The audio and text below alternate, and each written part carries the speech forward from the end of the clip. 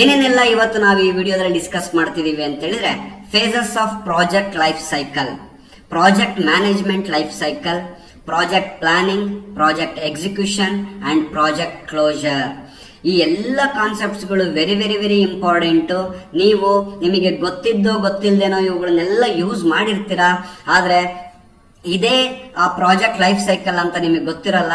ಆ ಒಂದು ವಿಚಾರಗಳನ್ನ ನಾನು ನಿಮ್ಮ ಮುಂದೆ ಇವತ್ತು ಡಿಸ್ಕಸ್ ಮಾಡ್ತಾ ಇದ್ದೀನಿ. ಹಾಗಾದ್ರೆ ಬನ್ನಿ ನೋಡೋಣ, ಪ್ರಾಜೆಕ್ಟ್ ಲೈಫ್ ಸೈಕಲ್ ಅಂದ್ರೆ ಏನು. ಪ್ರಾಜೆಕ್ಟ್ ಲೈಫ್ ಸೈಕಲ್ ಅಂದ್ರೆ ಏನು ಅಂತ ತಿಳ್ಕೊಳ್ಳೋದಕ್ಕಿಂತ ಮುಂಚೆ, ಪ್ರಾಜೆಕ್ಟ್ ಅಂದ್ರೆ ಏನು, ಪ್ರಾಜೆಕ್ಟ್ ಅಡ್ಮಿನಿಸ್ಟ್ರೇಷನ್ ಅಂದ್ರೆ ಏನು, ಪ್ರಾಜೆಕ್ಟ್ ಮ್ಯಾನೇಜ್ಮೆಂಟ್ ಅಂದ್ರೆ ಏನು, ಪ್ರಾಜೆಕ್ಟ್ ಟೀಮ್ ಅಂದ್ರೆ ಏನು, ಏನೇನೆಲ್ಲ ಆಕ್ಟಿವಿಟೀಸ್ ಗಳಿರ್ತವೆ ಅಂತಕ್ಕಂಥದ್ದನ್ನ ಮೊದಲನೇ ಯೂನಿಟ್ ಮತ್ತೆ ಎರಡನೇ ಯೂನಿಟ್ ಅಲ್ಲಿ ಕಂಪ್ಲೀಟ್ ಮಾಡಿದ್ದೀನಿ. ಯಾರ್ಯಾರೆಲ್ಲ ಆ ಯೂನಿಟ್ ಅನ್ನ ನೋಡಿಲ್ಲ, ಮೊದಲು ಅದನ್ನ ನೋಡ್ಕೊಂಡು ಈ ಒಂದು ಮೂರನೇ ಯೂನಿಟ್ ಅನ್ನ ವಿಡಿಯೋನ ನೋಡಿ ಅಂತ ಹೇಳ್ತಾ ಇದ್ದೀನಿ. ನಿಮ್ಗೀಗಾಗಲೇ ಪ್ರಾಜೆಕ್ಟ್ ಅಂದ್ರೆ ಏನು ಅಂತ ಗೊತ್ತಿರುತ್ತೆ. ಸೊ ಹಾಗಾದ್ರೆ ಈ ಒಂದು ವಿಡಿಯೋದಲ್ಲಿ ಪ್ರಾಜೆಕ್ಟ್ ಲೈಫ್ ಸೈಕಲ್ ಅಂದ್ರೆ ಏನು ಅಂತ ನಾವು ತಿಳ್ಕೊಬೇಕಾಗಿದೆ. ಒಂದು ಪ್ರಾಜೆಕ್ಟ್ ಅಂದ್ರೆ ಏನೋ ಒಂದು ಆಬ್ಜೆಕ್ಟಿವ್ ನ ಇಟ್ಕೊಂಡು ಅಥವಾ ಒಂದು ಉದ್ದೇಶವನ್ನ ಇಟ್ಕೊಂಡು ಒಂದು set of team set of activities ನ ಪರ್ಫಾರ್ಮ್ ಮಾಡುತ್ತಲ್ಲ, ಅದಕ್ಕೆ ಪ್ರಾಜೆಕ್ಟ್ ಅಂತ ಕರಿತೀವಿ. ಅದ್ರ ಇಂಟೆನ್ಷನ್ ಏನು ಅಂತ ಹೇಳಿದ್ರೆ, ಆ ಪ್ರಾಜೆಕ್ಟ್ ಟೀಮ್ ಇಂಟೆನ್ಷನ್ ಏನು ಅಂತ ಹೇಳಿದ್ರೆ, ಅಟ್ ದ ಎಂಡ್ ಆ ಆಬ್ಜೆಕ್ಟಿವ್ ಅಥವಾ ಗೋಲ್ ಏನ್ ಸೆಟ್ ಮಾಡ್ಕೊಂಡಿರ್ತಾರೆ ಅದನ್ನ ಫುಲ್ಫಿಲ್ ಮಾಡಬೇಕು ಅಂತೇಳಿ. ಎಕ್ಸಾಂಪಲ್ ಅಂತ ಹೇಳಿದ್ರೆ, ನಾನೊಂದು ಡ್ಯಾಮ್ ನ ಕನ್ಸ್ಟ್ರಕ್ಟ್ ಮಾಡಬೇಕು ಅಂತ ಆದ್ರೆ ಸೆಟ್ ಆಫ್ ಟೀಮ್ ವರ್ಕ್ ಮಾಡುತ್ತೆ. ಅಲ್ಲಿ ಆ ಸೆಟ್ ಆಫ್ ಪೀಪಲ್ದು ಏನ್ ಉದ್ದೇಶ ಆಗಿರುತ್ತೆ, ಅಟ್ ದ ಎಂಡ್ ಒಂದು ಡ್ಯಾಮ್ ಕನ್ಸ್ಟ್ರಕ್ಟ್ ಆಗಬೇಕು ಅನ್ನೋದು. That is called as project ಅಂತ ಕರಿತೀವಿ. ಅಥವಾ ಒಂದು ಸಾಫ್ಟ್ವೇರ್ ನ ಡೆವಲಪ್ ಮಾಡಬೇಕು ಅಂತ ಹೇಳಿದ್ರೆ, ಒಂದು ಗ್ರೂಪ್ ಆಫ್ ಪೀಪಲ್ ಅಥವಾ ಸೆಟ್ ಆಫ್ ಪೀಪಲ್ ವರ್ಕ್ ಮಾಡ್ತಾರೆ. ಅವ್ರ ಉದ್ದೇಶ ಏನು, ಅಟ್ ದ ಎಂಡ್ ಒಂದು ಸಾಫ್ಟ್ವೇರ್ ಹೊರಗೆ ಬರಬೇಕು ಅಂತೇಳಿ. ಸೊ ಈ ರೀತಿ ಅವರು ಡಿಫ್ರೆಂಟ್ ಆಕ್ಟಿವಿಟೀಸ್ ನ ಯೂಸ್ ಮಾಡಿ ಆ ಪ್ರಾಜೆಕ್ಟ್ ನ ಅಥವಾ ಅವ್ರ ಗೋಲ್ ನ ರೀಚ್ ಮಾಡ್ತಾರೆ, ಆ ಆಬ್ಜೆಕ್ಟಿವ್ ನ ಫುಲ್ಫಿಲ್ ಮಾಡ್ತಾರೆ. ದಟ್ ಈಸ್ ಪ್ರಾಜೆಕ್ಟ್ ಅಂತ ಕರಿಬಹುದು. ಆದ್ರೆ ಈ ಪ್ರಾಜೆಕ್ಟ್ ಅಲ್ಲಿ ಏನೇನೆಲ್ಲ ಫೇಸಸ್ ಗಳಿದಾವೆ, ಇದು ಪ್ರಾಜೆಕ್ಟ್ ಅಂದ್ರೆ ಒಂದೇ ಫೇಸ್ ಅಥವಾ ಏನಾದ್ರೂ ಡಿಫ್ರೆಂಟ್ ಫೇಸಸ್ ಗಳಿದಾವ, ಅದನ್ನ ಏನಂತ ಕರಿತೀವಿ, ಪ್ರಾಜೆಕ್ಟ್ ಲೈಫ್ ಸೈಕಲ್ ಅಂತ ಕರಿತೀವಿ. ನಮ್ಮ ಜೀವನದಲ್ಲಿ ಕೂಡ ನಾವು ಲೈಫ್ ಸೈಕಲ್ ಅಂತ ಯೂಸ್ ಮಾಡ್ತೀವಿ. ಮನುಷ್ಯನ ಲೈಫ್ ಸೈಕಲ್ ಅಂದ್ರೆ ಹೆಂಗಿರುತ್ತೆ, ಸೊ ಬಾಲ್ಯ ಇರುತ್ತೆ, ಅದಾದ್ಮೇಲೆ ಯೌವನ ಇರುತ್ತೆ, ಅದಾದ್ಮೇಲೆ ಗೃಹಸ್ಥರಾಗ್ತಾರೆ, ಅದಾದ್ಮೇಲೆ ಏನಾಗ್ತಾರೆ, ವೃದ್ಧಾಶ್ರಮ ಅಂತ ಕರಿತೀವಿ. ಈ ರೀತಿ ಡಿಫ್ರೆಂಟ್ ಫೇಸಸ್ ಗಳು ಇರ್ತಾವಲ್ವಾ. ಸೊ ಅದೇ ರೀತಿ ಪ್ರಾಜೆಕ್ಟ್ ಅಲ್ಲೂ ಕೂಡ ಡಿಫ್ರೆಂಟ್ ಫೇಸಸ್ ಗಳಿರ್ತವೆ. ಅವನ್ನ ಏನಂತ ಕರಿತೀನಿ, ಪ್ರಾಜೆಕ್ಟ್ ಲೈಫ್ ಸೈಕಲ್ ಅಂತ ಕರಿತೀನಿ. ಹಾಗಾದ್ರೆ ಫಸ್ಟ್ ಫೇಸ್ ಅಲ್ಲಿ ಏನ್ ಮಾಡ್ತೀವಿ, ಸೆಕೆಂಡ್ ಫೇಸ್ ಅಲ್ಲಿ ಏನ್ ಮಾಡ್ತೀವಿ, ಥರ್ಡ್ ಫೇಸ್ ಅಲ್ಲಿ ಏನ್ ಮಾಡ್ತೀವಿ, ಲಾಸ್ಟ್ ಫೇಸ್ ಅಲ್ಲಿ ಏನ್ ಮಾಡ್ತೀವಿ ಅಂತ ತಿಳ್ಕೊಳ್ಳೋದಕ್ಕೇನೆ ಈ ಯೂನಿಟ್ ಅನ್ನ ಇಟ್ಟಿದ್ದಾರೆ ನಿಮಗೆ. ಹಾಗಾದ್ರೆ ಬನ್ನಿ. So every project has A beginning, A middle period and N ending. These different phases of development in a project is called as project life cycle. ಯಾವ್ಯಾವೆಲ್ಲ ಫೇಸಸ್ ಗಳಿದಾವೆ ಅಂತ ಹೇಳಿದ್ರೆ, the first phase in project life cycle is initiating process. Next phase is planning process. Third, executing process. Fourth, monitoring and control process. Fifth, closing of the process. ಈ 5 phases ಗಳಿರ್ತವೆ. ಈ 5 phases ಗಳಿಗೆ ಏನಂತ ಕರಿತೀವಿ, ನಾವು project life cycle ಅಂತ ಕರಿತೀನಿ. So ಹಾಗಾದ್ರೆ ಈ 5 ಫೇಸಸ್ ಅಲ್ಲಿ ಏನೇನೆಲ್ಲ ಆಕ್ಟಿವಿಟೀಸ್ ಮಾಡ್ತೀವಿ ನಾವು, as A project team member ಆಗಿರ್ಬೋದು, ಆಸ್ ಎ ಪ್ರಾಜೆಕ್ಟ್ ಮ್ಯಾನೇಜರ್ ಆಗಿರ್ಬೋದು, ಏನೆಲ್ಲ ನಾವು ಆಕ್ಟಿವಿಟೀಸ್ ಗಳನ್ನ ಮಾಡ್ತೀವಿ ಅಂತ ಒಂದೊಂದಾಗಿ ತಿಳ್ಕೊಳ್ತಾ ಹೋಗೋಣ. ಸೊ ಹಾಗಾದ್ರೆ ಪ್ರಾಜೆಕ್ಟ್ ಲೈಫ್ ಸೈಕಲ್ ಅಂತಕ್ಕಂಥದ್ದು ಪ್ರಾಜೆಕ್ಟ್ ನ ಸ್ಟಾರ್ಟ್ ಮಾಡೋದ್ರಿಂದ ಹಿಡಿದು ಕ್ಲೋಸ್ ಮಾಡೋ ತನಕ ಬರಬಹುದಾದಂತ ಡಿಫ್ರೆಂಟ್ ಫೇಸಸ್ ಅಥವಾ ಡಿಫ್ರೆಂಟ್ ಆಕ್ಟಿವಿಟೀಸ್ ಗಳಿಗೆ ಪ್ರಾಜೆಕ್ಟ್ ಲೈಫ್ ಸೈಕಲ್ ಅಂತ ಕರಿತೀನಿ ನಾನು. ಓಕೆ, ನೆಕ್ಸ್ಟ್ ಏನೇನು ಆಕ್ಟಿವಿಟೀಸ್ ಗಳನ್ನ ಮಾಡ್ತೀವಿ. ನಾನು ಈಗಾಗಲೇ ಹೇಳಿದೆ, ಫಸ್ಟ್ ಫೇಸ್ ಯಾವುದು, ಇನಿಷಿಯೇಷನ್ ಫೇಸ್ ಅಂತ ಕರಿತೀನಿ.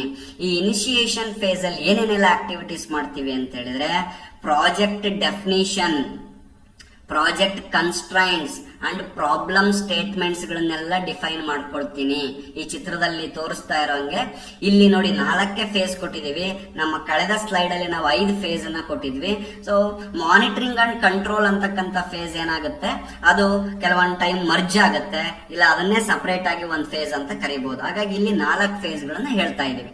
ಈ ಇನಿಷಿಯೇಷನ್ ಫೇಸ್ ಅಲ್ಲಿ ಏನ್ ಮಾಡ್ತೀವಿ, ಪ್ರಾಜೆಕ್ಟ್ ಇನಿಷಿಯೇಟ್ ಮಾಡಬೇಕಾದ್ರೆ ಏನ್ ಮಾಡ್ತೀವಿ, ನೀವು ಅಸ್ಯೂಮ್ ಮಾಡ್ಕೊಳ್ಳಿ, ನೀವು ಯಾವುದೋ ಒಂದು ಪ್ರಾಜೆಕ್ಟ್ ನ ಶುರು ಮಾಡ್ತೀರಾ ಅಂತಂದ್ರೆ ಸ್ಟಾರ್ಟಿಂಗ್ ಅಲ್ಲಿ ಏನೆಲ್ಲ ಆಕ್ಟಿವಿಟೀಸ್ ಮಾಡ್ತೀರಾ, ನಾನು ಏನ್ ಪ್ರಾಜೆಕ್ಟ್ ಮಾಡಬೇಕು, ನನ್ನ ಆಬ್ಜೆಕ್ಟಿವ್ ಏನು, ನನ್ನ ಗೋಲ್ ಏನು ಅಂತ ಸೆಟ್ ಮಾಡ್ಕೊಳ್ತಿರ ತಾನೆ. ಆ ಪ್ರಾಜೆಕ್ಟ್ ಗೋಲ್ ಏನು, ಆಬ್ಜೆಕ್ಟಿವ್ ಏನು ಅಂತ.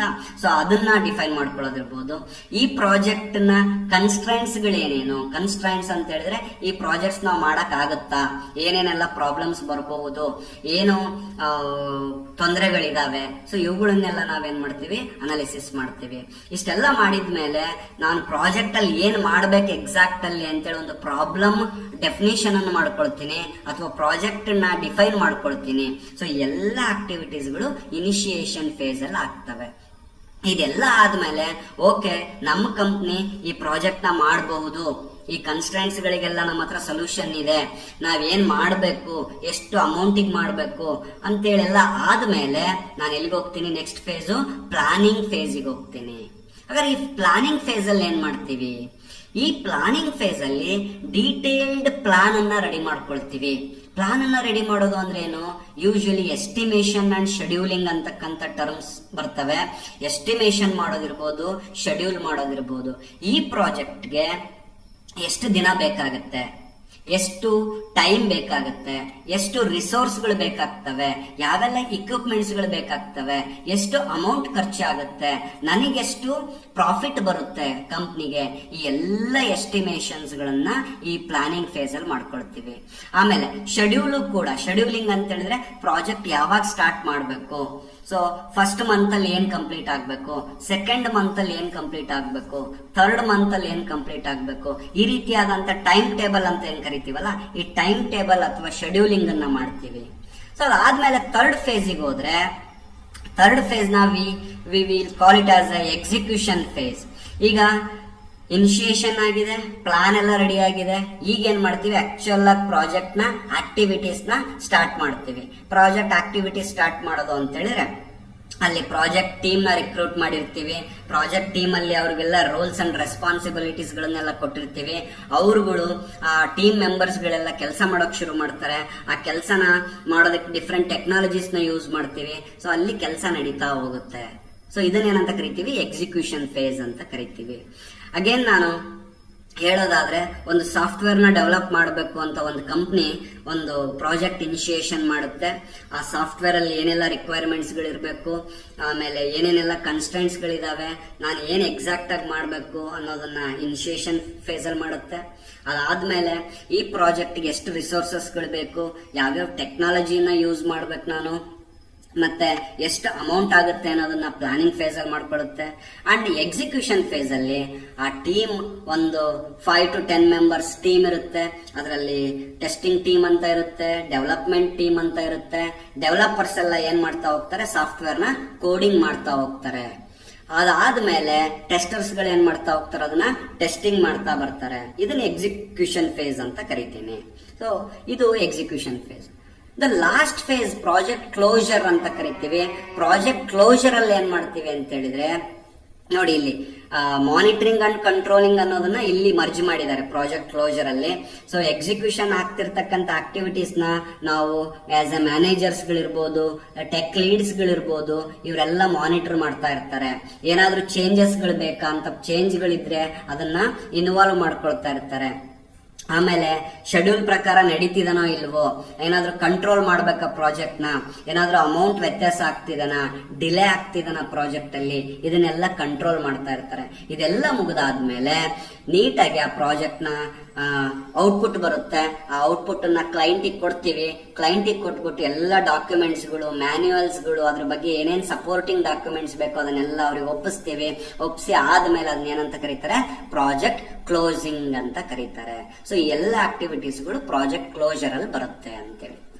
ಸೊ ಇದು phases of project life cycle. Next ಈಗ ಇನ್ನೊಂದು ಟರ್ಮ್ ಬರುತ್ತೆ, ಅದನ್ನ ಪ್ರಾಜೆಕ್ಟ್ ಮ್ಯಾನೇಜ್ಮೆಂಟ್ ಲೈಫ್ ಸೈಕಲ್ ಅಂತ ಕರಿತೀವಿ. ನೋಡಿ, ಆಗ್ಲೇ ಹೇಳಿದ್ದು ನಾನು ಪ್ರಾಜೆಕ್ಟ್ ಲೈಫ್ ಸೈಕಲ್, ಈಗ ಪ್ರಾಜೆಕ್ಟ್ ಮ್ಯಾನೇಜ್ಮೆಂಟ್ ಲೈಫ್ ಸೈಕಲ್ ಅಂತ ಇದೆ. So project management life cycle ಅಂದ್ರೆ ಏನು, ಇದರಲ್ಲೂ ಕೂಡ ಡಿಫ್ರೆಂಟ್ ಫೇಸಸ್ ಗಳಿದಾವೆ. Same initiating, planning, executing, monitoring and control and closing ಅಂತ ಇದೆ. Same as your project life cycle, but there is a difference. ಆ ಡಿಫ್ರೆನ್ಸ್ ಏನು ಅಂತ ಒಂಚೂರು ಅರ್ಥ ಮಾಡ್ಕೊಳ್ಳಿ. ಪ್ರಾಜೆಕ್ಟ್ ಲೈಫ್ ಸೈಕಲ್ಗೂ ಪ್ರಾಜೆಕ್ಟ್ ಮ್ಯಾನೇಜ್ಮೆಂಟ್ ಲೈಫ್ ಸೈಕಲ್ಗೂ ಏನ್ ಡಿಫ್ರೆನ್ಸ್ ಇದೆ ಅಂತ ಹೇಳಿದ್ರೆ, ಪ್ರಾಜೆಕ್ಟ್ ಲೈಫ್ ಸೈಕಲ್ ಅಂತಕ್ಕಂಥದ್ದು ಒಂದು ಬ್ರಾಡರ್ ಪರ್ಸ್ಪೆಕ್ಟಿವ್. ಇದು ಪ್ರಾಜೆಕ್ಟ್ ಇನಿಷಿಯೇಷನ್ ಇಂದ ಹಿಡಿದು ಪ್ರಾಜೆಕ್ಟ್ ಕ್ಲೋಸಿಂಗ್ ಆಗೋವರೆಗೂ ನಾವು ಅನುಸರಿಸಬೇಕಾದಂತ ಡಿಫ್ರೆಂಟ್ ಆಕ್ಟಿವಿಟೀಸ್ ಅಥವಾ ಫೇಸಸ್ಗಳು, ಅದು project life cycle. Project management life cycle ಅಂತ ಹೇಳಿದ್ರೆ ಈ ಹೆಸರುಗಳು ಸೇಮ್ ಇದಾವೆ, but it is A subset of project life cycle. Project life cycle ನ ಒಳಗಡೆ ಬರ್ತಕ್ಕಂಥದ್ದು ಯೂಶುವಲಿ ಪ್ರಾಜೆಕ್ಟ್ ಮ್ಯಾನೇಜರ್ಸ್ ಗಳು ಫಾಲೋ ಮಾಡ್ತಕ್ಕಂಥದ್ದು. ಈಗ ಇನಿಷಿಯೇಟಿಂಗ್ ಪ್ರೋಸೆಸ್ ಅಲ್ಲಿ ಆ ಪ್ರಾಜೆಕ್ಟ್ ಮ್ಯಾನೇಜರ್ ಏನೆಲ್ಲ ಕೆಲಸ ಮಾಡ್ತಾನೆ, ಸೊ ಅದನ್ನ ಈ ಪ್ರಾಜೆಕ್ಟ್ ಮ್ಯಾನೇಜ್ಮೆಂಟ್ ಇನಿಷಿಯೇಟಿಂಗ್ ಅಂತ ಕರೀತಾರೆ. ಪ್ರಾಜೆಕ್ಟ್ ಮ್ಯಾನೇಜರ್ ಏನೆಲ್ಲ ಪ್ಲಾನಿಂಗ್ ಮಾಡಬೇಕು, ಏನೆಲ್ಲ ಎಸ್ಟಿಮೇಷನ್ ಮಾಡ್ತಾನೆ, ಸೊ ಇದು ಪ್ರಾಜೆಕ್ಟ್ ಮ್ಯಾನೇಜ್ಮೆಂಟ್ ಲೈಫ್ ಸೈಕಲ್ ಅಂತಕ್ಕಂಥದ್ದು ಆಸ್ ಎ ಮ್ಯಾನೇಜ್ಮೆಂಟ್ ಟೀಮ್ ಏನಿರುತ್ತಲ್ಲ ಅವರು ಫಾಲೋ ಮಾಡ್ತಕ್ಕಂಥ ಪ್ರೋಸೆಸ್ಗಳಿದು. ಬಟ್ ಪ್ರಾಜೆಕ್ಟ್ ಲೈಫ್ ಸೈಕಲ್ ಅಂತಕ್ಕಂಥದ್ದು ಅದರಲ್ಲಿ ಎಲ್ಲರೂ ಇನ್ವಾಲ್ವ್ ಆಗಿರ್ತಾರೆ, not only the manager. Stake holders ಅಂತ ಏನ್ ಕರಿತೀವಲ್ಲ, ಕ್ಲೈಂಟ್ಸ್ ಇರ್ಬೋದು, ಪ್ರಾಜೆಕ್ಟ್ ಟೀಮ್ ಇರ್ಬೋದು, ಪ್ರಾಜೆಕ್ಟ್ ಮ್ಯಾನೇಜರ್ಸ್ ಇರ್ಬೋದು, ಆರ್ಗನೈಸೇಷನ್ ನಲ್ಲಿ ಇರ್ತಕ್ಕಂಥವ್ರು ಇರ್ಬೋದು, ಅದೆಲ್ಲರೂ ಸೇರಿ ಮಾಡ್ತಕ್ಕಂಥದ್ದು ಪ್ರಾಜೆಕ್ಟ್ ಲೈಫ್ ಸೈಕಲ್. ಬಟ್ ಇದು ಮ್ಯಾನೇಜ್ಮೆಂಟ್ ಲೈಫ್ ಸೈಕಲ್ ಅಂತಕ್ಕಂಥದ್ದು most of the time concentrated on as a managers ಗಳು ಮಾಡ್ತಕ್ಕಂಥ ಕೆಲಸ. ಸೊ ಸೇಮ್ ಅವ್ರಿಗೂ ಕೂಡ ಏನೇನ್ ಫೇಸಸ್ ಇರ್ತವೆ, project initiation, project planning, project execution, project monitoring and control, project closure, ಈ 5 ಸ್ಟೆಪ್ಸ್ ಗಳಿರ್ತವೆ. ಅಥವಾ ಕೆಲವೊಂದು ಚಿತ್ರಗಳಲ್ಲಿ ನಿಮಗೆ 4 ಸ್ಟೆಪ್ ನ ಕೊಟ್ಟಿರ್ತಾರೆ. ಪ್ರಾಜೆಕ್ಟ್ ಮಾನಿಟರಿಂಗ್ ಅಂಡ್ ಕಂಟ್ರೋಲ್ ಅನ್ನ ಕ್ಲೋಸಿಂಗ್ ಜೊತೆ ಹಾಕಿರ್ತಾರೆ. ಓಕೆ, ಸೊ ಹಾಗಾದ್ರೆ ಈಗ ಒಂದೊಂದೇ ನೋಡ್ತಾ ಬರೋಣ. ಪ್ರಾಜೆಕ್ಟ್ ಇನಿಷಿಯೇಷನ್ ಅಂದ್ರೆ ಏನು, ಇದರಲ್ಲಿ ಏನೇನೆಲ್ಲ ಕೆಲಸ ಮಾಡ್ತೀವಿ, ಓಕೆ, ಅಂಡ್ ಪ್ರಾಜೆಕ್ಟ್ ಪ್ಲಾನಿಂಗ್ ಅಲ್ಲಿ ಏನೇನು ಕೆಲಸ ಮಾಡ್ತೀವಿ, ಪ್ರಾಜೆಕ್ಟ್ ಎಕ್ಸಿಕ್ಯೂಷನ್ ಅಲ್ಲಿ ಏನೇನು ಕೆಲಸ ಮಾಡ್ತೀವಿ, ಪ್ರಾಜೆಕ್ಟ್ ಕ್ಲೋಸಿಂಗ್ ಅಲ್ಲಿ ಏನೇನು ಆಕ್ಟಿವಿಟೀಸ್ ನಡೆಯುತ್ತೆ ಅಂತೇಳಿ. ಸೊ ಇದ್ರ ಮೇಲೆ ಕ್ವಶನ್ಸ್ ಕೇಳ್ತಾನೆ. ಈ ಆಕ್ಟಿವಿಟೀಸ್ ಗಳನ್ನ ನೆನ್ಪಿಡ್ಕೊಳ್ತಾ ಹೋಗಿ. ಇದು ನೆನ್ಪಿಡ್ಕೊಳ್ಳೋದಲ್ಲ, ಯೂಶಲಿ ನೀವು ಅಸ್ಯೂಮ್ ಮಾಡ್ಕೊಳ್ಳಿ, ನೀವ್ ಆಸ್ ಎ ಪ್ರಾಜೆಕ್ಟ್ ಟೀಮ್ ಅಲ್ಲಿ ಇದೀರಾ, ಏನೋ ಒಂದು ಪ್ರಾಜೆಕ್ಟ್ ಮಾಡ್ತಿದ್ದೀರಾ ಅಂದ್ರೆ ಏನೇನೆಲ್ಲ ಮಾಡ್ತೀವಿ ನಾವು. ಫಸ್ಟ್ ಪ್ಲಾನಿಂಗ್ ಅಂದ್ರೆ ಏನೇನ್ ಮಾಡ್ತೀವಿ ಅಂತ ಅಸ್ಯೂಮ್ ಮಾಡ್ಕೊಳ್ತಾ ಬಂದ್ರೆ ಇಟ್ ಈಸ್ ವೆರಿ ಈಸಿ. ಹಾಗಾದ್ರೆ ಬನ್ನಿ ನೋಡೋಣ, steps for initiating A project. ಒಂದು ಪ್ರಾಜೆಕ್ಟ್ ನ ಇನಿಷಿಯೇಟ್ ಮಾಡುವಾಗ ಏನೇನ್ ಮಾಡ್ತೀವಿ ನಾವು. Make A project charter, that is vision, objective and goals. First ನಾವು ಮಾಡ್ಬೇಕಾಗಿರೋದು ಈ ಪ್ರಾಜೆಕ್ಟ್ ನ ವಿಷನ್ ಏನು, ಆಬ್ಜೆಕ್ಟಿವ್ಸ್ ಏನು, ಗೋಲ್ಸ್ ಏನು, ಈ ಪ್ರಾಜೆಕ್ಟ್ ಏನಕ್ಕೋಸ್ಕರ ಮಾಡ್ತಿದೀವಿ ಅಂತ ಹೇಳ್ಬಿಟ್ಟು ಫಸ್ಟ್ ಡಿಫೈನ್ ಮಾಡ್ಕೋಬೇಕು. Identify the high level scope. ಈ ಪ್ರಾಜೆಕ್ಟ್ ಅಥವಾ ಈ ಪ್ರಾಡಕ್ಟ್ ಸ್ಕೋಪ್ ಏನು, ಯಾರ್ಯಾರೆಲ್ಲ ಯೂಸ್ ಮಾಡ್ತಾರೆ ಇದನ್ನ, ಇದು ಎಲ್ಲೆಲ್ಲಿ ವರ್ಕ್ ಆಗುತ್ತೆ ಇದು, ಸೊ ಅದನ್ನ ಸ್ಕೋಪ್ ಅಂತ ಕರಿತೀವಿ. ಸೊ ಅದರ ಸ್ಕೋಪ್ ನ ಡಿಫೈನ್ ಮಾಡ್ಕೊಳ್ತೀವಿ. Conduct a feasibility study. Feasibility ಸ್ಟಡಿನ ಅಂತ ಹೇಳಿದ್ರೆ ಈ ಪ್ರಾಜೆಕ್ಟ್ ನ ಮಾಡ್ಲಿಕ್ಕೆ ನಮ್ಮ ಕಂಪ್ನಿಗೆ ಫೀಸಿಬಲ್ ಇದೆನಾ, ಏನಾದ್ರೂ ತೊಂದರೆಗಳಿದಾವ, ಅಥವಾ ಈ ಪ್ರಾಜೆಕ್ಟ್ ನ ಮಾಡ್ಲಿಕ್ಕೆ ಬೇಕಾದಂತ ಟೆಕ್ನಿಕಲ್ ಸ್ಕಿಲ್ಸ್ ನಮ್ಮ ಕಂಪ್ನಿನಲ್ಲಿ ಇದಾರ, ಆ ಇಕ್ವಿಪ್ಮೆಂಟ್ಸ್ ಗಳು ನಮ್ಮ ಕಂಪ್ನಿನಲ್ಲಿ ಇದಾವ. ಸೊ ಇದನ್ನೆಲ್ಲ ನಮ್ಮ ಕೈಲಿ ಮಾಡಕ್ ಆಗುತ್ತಾ, ಇದನ್ನ ಸ್ಟಡಿ ಮಾಡೋದಕ್ಕೆ ಏನಂತ ಕರಿತೀವಿ, ಫೀಸಿಬಿಲಿಟಿ ಸ್ಟಡಿ ಅಂತ ಕರಿತೀವಿ. ತುಂಬಾ ಜನ ಪ್ರಾಜೆಕ್ಟ್ ಯಾಕೆ ಫೇಲ್ ಆಗ್ತವೆ, ಅಥವಾ ನೀವುಗಳು ಪ್ರಾಜೆಕ್ಟ್ ಮಾಡುವಾಗ ಯಾಕೆ ಫೇಲ್ ಆಗುತ್ತೆ ಅಂದ್ರೆ ನೀವು ಈ ಫೀಸಿಬಿಲಿಟಿ ಸ್ಟಡಿನ ಮಾಡೋದಿಲ್ಲ. ಯಾರೋ ಒಬ್ರು ಪ್ರಾಜೆಕ್ಟ್ ಕೊಡ್ತಾರೆ, ನಾನು 1 ಲಕ್ಷ ರೂಪಾಯಿ ಕೊಡ್ತೀನಿ ಪ್ರಾಜೆಕ್ಟ್ ಮಾಡ್ಕೊಡು ಅಂತ ಹೇಳ್ತಾರೆ, ನೀವು ಹಣದ ಆಸೆಗೆ ಅಂತ ಹೇಳ್ಬಿಟ್ಟು ಒಪ್ಕೊಂಡ್ಬಿಡ್ತಾವೆ ತುಂಬಾ ಕಂಪ್ನಿಗಳು ಅಂತ ತಿಳ್ಕೊಳ್ಳಿ. ಆಮೇಲೆ ಗೊತ್ತಾಗುತ್ತೆ ಆ ಪ್ರಾಜೆಕ್ಟ್ ಮಾಡ್ಲಿಕ್ಕೆ ಆ ಕಂಪ್ನಿನಲ್ಲಿ ಆ ಸ್ಕಿಲ್ಡ್ ಪರ್ಸನ್ ಇರೋದಿಲ್ಲ, ಟೆಕ್ನಿಕಲ್ ನಾಲೆಡ್ಜ್ ಇರೋದಿಲ್ಲ, ಏನೋ ರಿಸೋರ್ಸ್ ಇರೋದಿಲ್ಲ, ಏನೋ ಇಕ್ವಿಪ್ಮೆಂಟ್ಸ್ ಗಳು ಇರೋದಿಲ್ಲ. ಸೊ ಹಾಗಾಗಿ ಫೇಲ್ ಆಗುತ್ತೆ. So feasibility study is very very important. Estimate the over all cost. ಈ ಪ್ರಾಜೆಕ್ಟ್ ಮಾಡೋದ್ರಿಂದ ನನಗೆ ಕಾಸ್ಟ್ ಎಷ್ಟಾಗುತ್ತೆ, ಪ್ರಾಫಿಟ್ ಎಷ್ಟಾಗುತ್ತೆ ಅಂತಕ್ಕಂಥ ಒಂದು ಎಸ್ಟಿಮೇಟ್, ನಾರ್ಮಲ್ ಎಸ್ಟಿಮೇಟ್ ಮಾಡಬೇಕು. Identify the stake holders. ಯಾರ್ಯಾರು ಈ ಪ್ರಾಜೆಕ್ಟ್ ಅಲ್ಲಿ ಇನ್ವಾಲ್ವ್ ಆಗ್ತಾರೆ, ಕ್ಲೈಂಟ್ ಯಾರು, ಯೂಸರ್ಸ್ ಯಾರು, ಪ್ರಾಜೆಕ್ಟ್ ಡೆವಲಪ್ಮೆಂಟ್ ಮಾಡೋ ಟೀಮ್ ಏನಿರುತ್ತೆ, ಈ ಎಲ್ಲ ಸ್ಟೇಕ್ ಹೋಲ್ಡರ್ಸ್ ನ ನೀವು ಐಡೆಂಟಿಫೈ ಮಾಡಬೇಕಾಗತ್ತೆ. Appointment of project team, setting up a project office, ಒಂದು ಆಫೀಸ್ ಮಾಡ್ಕೋಬೇಕು, ಒಂದು ಟೀಮ್ ರೆಡಿ ಮಾಡ್ಕೋಬೇಕು. So these are all the steps which are involved in the first phase, that is initiation phase. Okay, next project planning ಅಂತ ಕರಿತೀವಿ. So what is project planning? The second step in the project life cycle. ಏನು ಇದರಲ್ಲಿ ಎಲ್ಲ ಏನೇನ್ ಮಾಡ್ತಾ ಬರ್ತೀವಿ ಅಂದ್ರೆ, create a project plan, financial plan, resource plan, quality plan, risk plan, acceptance plan, communication plan and procurement plan. ನೋಡಿ, ನಾನು ಹೇಳಿದ್ದೆ ನಿಮಗೆ ಪ್ರಾಜೆಕ್ಟ್ ಪ್ಲಾನಿಂಗ್ ಮಾಡುವಾಗ ನಾವು ಶೆಡ್ಯೂಲ್ ಮಾಡ್ತೀವಿ, ಎಸ್ಟಿಮೇಷನ್ ಮಾಡ್ತೀವಿ ಅಂತ ಹೇಳಿದ್ದೆ. ಯಾವ್ದ್ಯಾವ್ದ್ರದ್ದು ಶೆಡ್ಯೂಲ್ ಮಾಡಬೇಕು, ಏನೇನೆಲ್ಲ ಎಸ್ಟಿಮೇಟ್ ಮಾಡಬೇಕು ಅಂತ ಹೇಳಿದ್ರೆ, ಪ್ರಾಜೆಕ್ಟ್ ನ ಪ್ಲಾನ್ ಅಂತೇಳಿ ಒಂದು ಡಾಕ್ಯುಮೆಂಟ್ ರೆಡಿ ಮಾಡ್ತೀವಿ. ಪ್ರಾಜೆಕ್ಟ್ ಯಾವಾಗ ಸ್ಟಾರ್ಟ್ ಆಗಬೇಕು, ಯಾವಾಗ ಮುಗಿಬೇಕು, ಎಷ್ಟು ಜನ ರಿಸೋರ್ಸ್ಗಳು ಬೇಕು, ಏನೇನೆಲ್ಲ ಸ್ಕಿಲ್ಡ್ ಪರ್ಸನ್ಸ್ ಬೇಕು, ಸೊ ಇದೆಲ್ಲ ಪ್ರಾಜೆಕ್ಟ್ ಪ್ಲಾನ್. ಫೈನಾನ್ಷಿಯಲ್ ಪ್ಲಾನ್ ಅಂದ್ರೆ ಯಾವ್ಯಾವ ಆಕ್ಟಿವಿಟೀಸ್ಗಳಿಗೆ ಎಷ್ಟೆಷ್ಟು ಅಮೌಂಟ್ ಖರ್ಚಾಗುತ್ತೆ, that is called as financial plan. Resource plan, ಎಷ್ಟು ಇಕ್ವಿಪ್ಮೆಂಟ್ಸ್ಗಳು ಬೇಕಾಗುತ್ತೆ, ಎಷ್ಟು ಜನ ಸ್ಕಿಲ್ಡ್ ಲೇಬರ್ಸ್ ಬೇಕಾಗುತ್ತೆ, ಸೊ ಇದೆಲ್ಲ ರಿಸೋರ್ಸ್ ಪ್ಲಾನ್ ಅಂತೇಳಿ.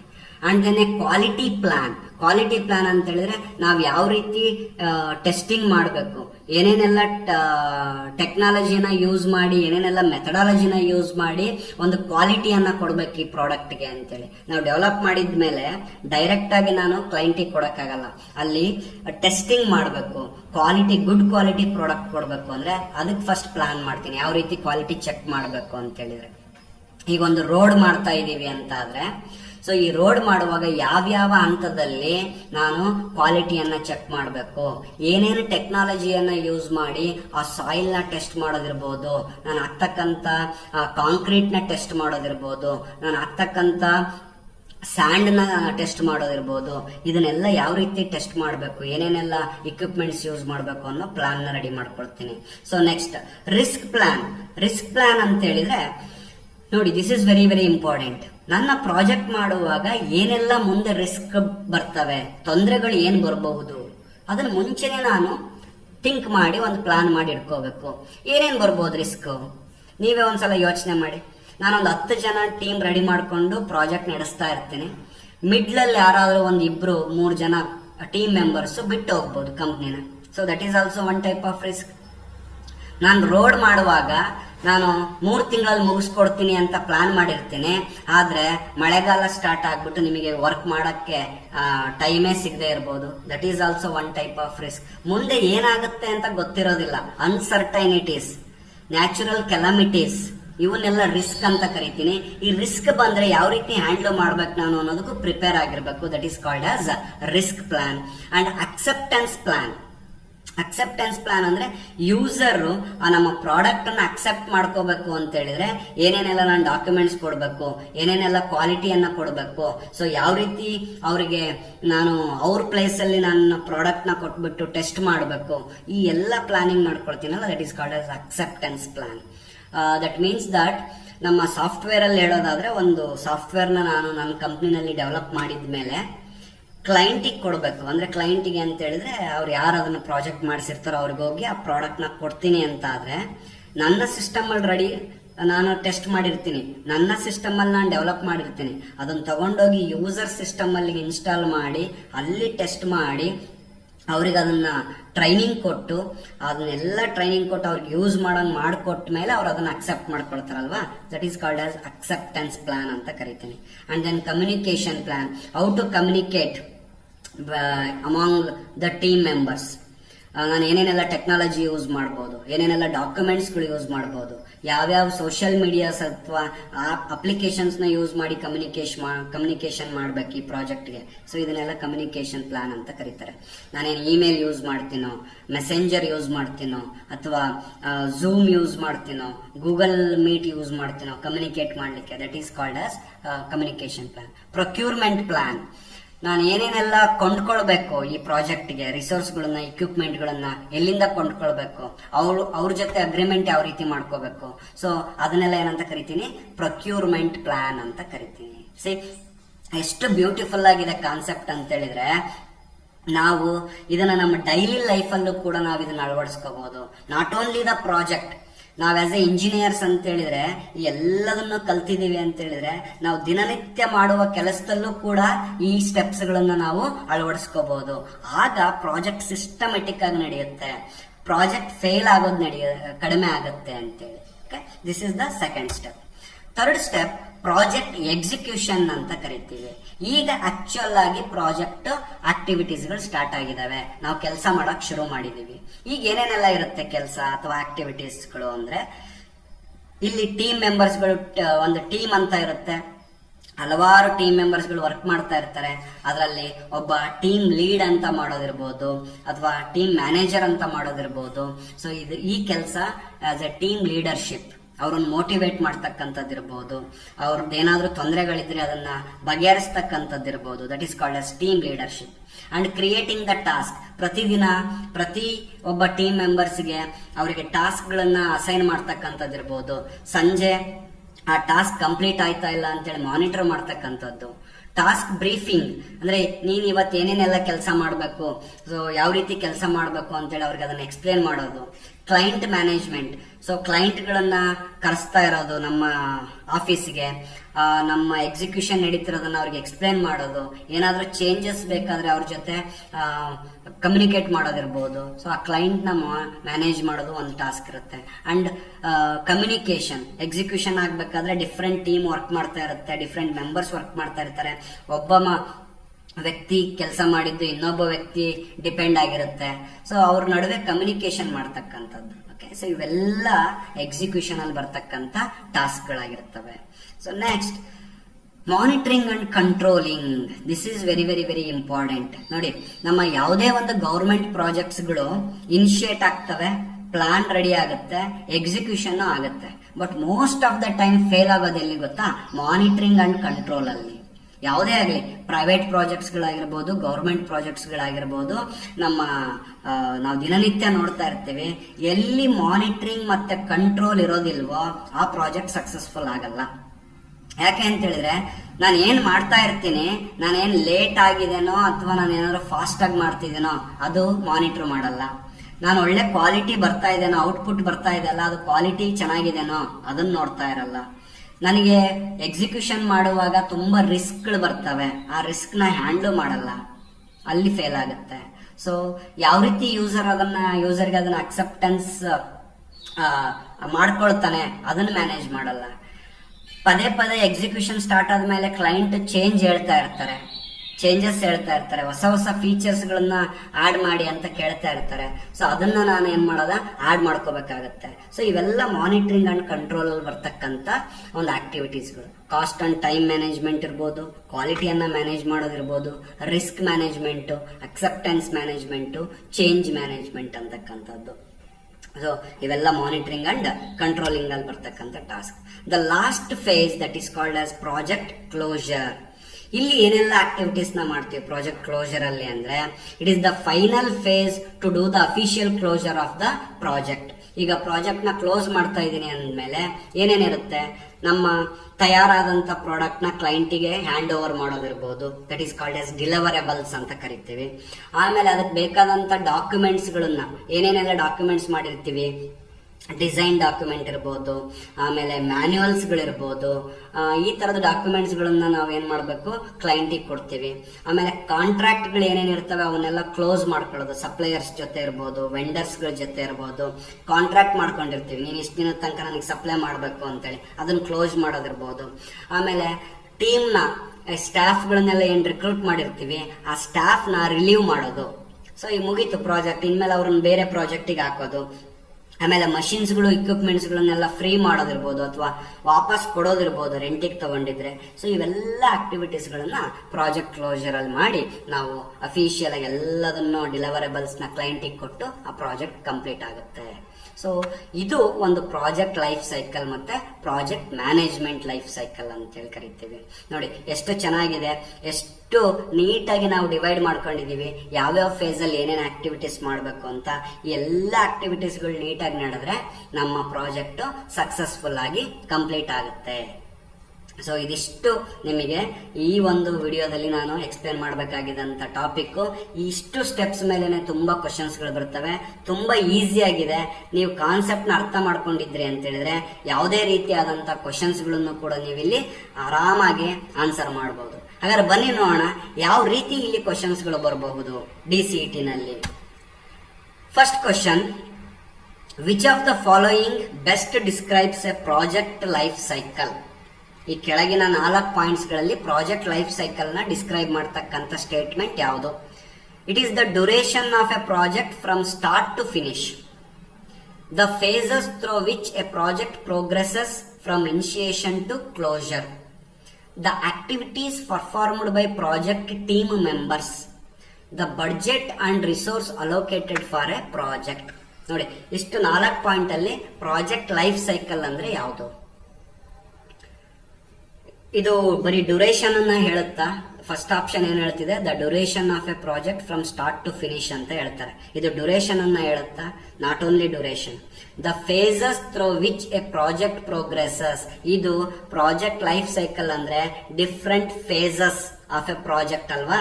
ಸೊ ಹಾಗಾಗಿ ಇನಿಷಿಯೇಷನ್ ಇಂದ ಕ್ಲೋಸ್ ತನಕ ಇರತಕ್ಕಂತ ಫೇಸಸ್ ಗಳಿಗೆ ನಾವೇನಂತ ಕರಿತೀವಿ? ಸೊ ಪ್ರಾಜೆಕ್ಟ್ ಲೈಫ್ ಸೈಕಲ್ ಅಂತ ಕರಿತೀವಿ. ಹಾಗಾಗಿ ಆಪ್ಷನ್ 2 ಅಥವಾ option B is the correct answer. Next second question ಹೋಗೋಣ.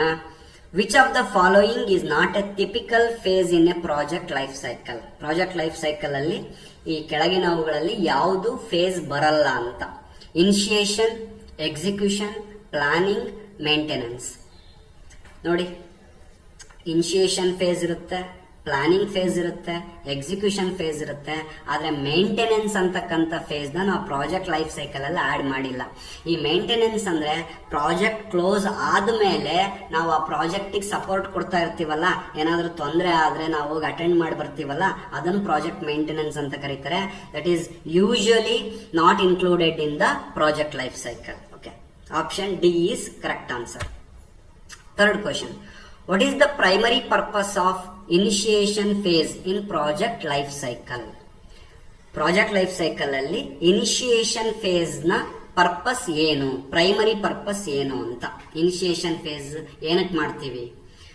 First option, to define the project objectives and deliverables, to develop a detailed project schedule and budget, to assign task to project team members, to evaluate project risk and develop mitigation strategies. ನೋಡಿ, first option to define the project objectives and deliverables. ಎಲ್ಲಿ define ಮಾಡ್ತೀವಿ objectives, goals ಮತ್ತೆ ಡಿಲಿವರಬಲ್ಸ್ ನ? Definitely initiation face ಅಲ್ಲಿ ಮಾಡ್ತೀವಿ. ಹಾಗಾಗಿ option A is correct. ಅದೇ second option ನೋಡಿ, ಶೆಡ್ಯೂಲ್ ಮತ್ತೆ ಬಡ್ಜೆಟ್ ನ ಎಲ್ಲಿ ಪ್ರಿಪೇರ್ ಮಾಡ್ತೀವಿ? ಪ್ಲಾನಿಂಗ್ ಫೇಸ್ ಅಲ್ಲಿ ಮಾಡ್ತೀವಿ. To assign the task to the project team members ಎಲ್ಲಿ ಮಾಡ್ತೀವಿ? ಎಕ್ಸಿಕ್ಯೂಷನ್ ಫೇಸ್ ಅಲ್ಲಿ ಮಾಡ್ತೀವಿ. To evaluate risk and develop mitigation strategies ಎಲ್ಲಿ ಮಾಡ್ತೀವಿ? ರಿಸ್ಕ್ ಮ್ಯಾನೇಜ್ಮೆಂಟ್ ನ may be monitoring and control ಅಲ್ಲಿ ಮಾಡ್ತೀವಿ. ಸೊ ಹಾಗಾಗಿ option A is correct. Fourth question. Which phase of the project life cycle involves the actual implementation of the project plan? ನಮ್ಮ project ಪ್ಲಾನಿನ actual implementation ನಡೀತಕ್ಕಂಥ phase ಯಾವುದು? Initiation ಫೇಸಾ, execution ಫೇಸಾ, monitoring and ಕಂಟ್ರೋಲಾ, ಕ್ಲೋಜರ್? ಯಾವುದು? Definitely execution phase. Option B is correct answer. ಈ execution phase ಅಲ್ಲಿ ನಮ್ಮ ಪ್ಲಾನ್ ಅನ್ನ ಆಕ್ಚುಯಲ್ ಆಗಿ ನಾವೇನ್ ಮಾಡ್ತೀವಿ? ಇಂಪ್ಲಿಮೆಂಟ್ ಮಾಡ್ತಾ ಹೋಗ್ತೀವಿ. ಫಿಫ್ತ್ ಕ್ವಶನ್ ನೋಡೋದಾದ್ರೆ, what is the primary goal of the closure phase in a project life cycle? ಒಂದು ಪ್ರಾಜೆಕ್ಟ್ ಲೈಫ್ ಸೈಕಲ್ ಅಲ್ಲಿ ಕ್ಲೋಜರ್ ಫೇಸ್ ಅಲ್ಲಿ, ಪ್ರಾಜೆಕ್ಟ್ ಕ್ಲೋಸಿಂಗ್ ಅಲ್ಲಿ ಏನೇನು ಆಕ್ಟಿವಿಟೀಸ್ ಮಾಡ್ತೀವಿ? To celebrate the project completion with a team party, ಅದನ್ನ celebrate ಮಾಡ್ತೀವ team party ಜೊತೆ? Okay, celebrate ಮಾಡ್ತೀವಿ, but that is not the primary goal. Option B, to document lessons learned and conduct a project review. ನಾವೇನೇನು project ಅಲ್ಲಿ ಏನೇನಾಯ್ತು, ಏನೇನು ಕಲ್ತ್ಕೊಂಡಿವಿ ಅದನ್ನ ಡಾಕ್ಯುಮೆಂಟ್ ಮಾಡಿಡ್ತೀವ? ಎಸ್, ಅಫ್ಕೋರ್ಸ್ ಮಾಡಿಡ್ತೀವಿ, but that is not the main thing. To finalise and hand over project deliverables to the client. Project ನ final ಮಾಡ್ತೀವಿ, ಅದ್ರ ಔಟ್ಪುಟ್ ಅನ್ನ ಕ್ಲೈಂಟಿಗೆ ಹ್ಯಾಂಡ್ ಓವರ್ ಮಾಡ್ತೀವಿ. ಎಸ್, ಡೆಫಿನೆಟ್ಲಿ ಇದು ಫೇಸ್ ಕೂಡ ಇದೆ. To perform a detailed analysis of the project's financial performance. Financial performance ನ ಅನಾಲಿಸಿಸ್ ಮಾಡ್ತೀವ ಅಂತೇಳಿ ಈ ಎಲ್ಲಾ ಆಕ್ಟಿವಿಟೀಸ್ಗಳನ್ನು ಮಾಡ್ತೀವಿ ಪ್ರಾಜೆಕ್ಟ್ ಲೈಫ್ ಸೈಕಲ್ ಅಥವಾ ಪ್ರಾಜೆಕ್ಟ್ ಕ್ಲೋಜರ್ ಫೇಸ್ ಅಲ್ಲಿ. ಬಟ್ ವೆರಿ ವೆರಿ ಇಂಪಾರ್ಟೆಂಟ್ ಅಂತ ಹೇಳಿದ್ರೆ ಯಾವುದು ಅಂದ್ರೆ, to finalise and hand over project deliverables to the client. ಇದನ್ನ ನೆನ್ಪಿಡ್ಕೋಬೇಕು ನಿಮ್ಗೆ, ಅದಕ್ಕೆ ಪ್ರೈಮರಿ ಗೋಲ್ ಅಂತ ಕೊಟ್ಟಿರೋದು. ಹಾಗಾಗಿ ಇದನ್ನ ನೆನ್ಪಿಡ್ಕೊಂಡು ಆನ್ಸರ್ ಮಾಡೋದು. Option C is correct. Sixth question.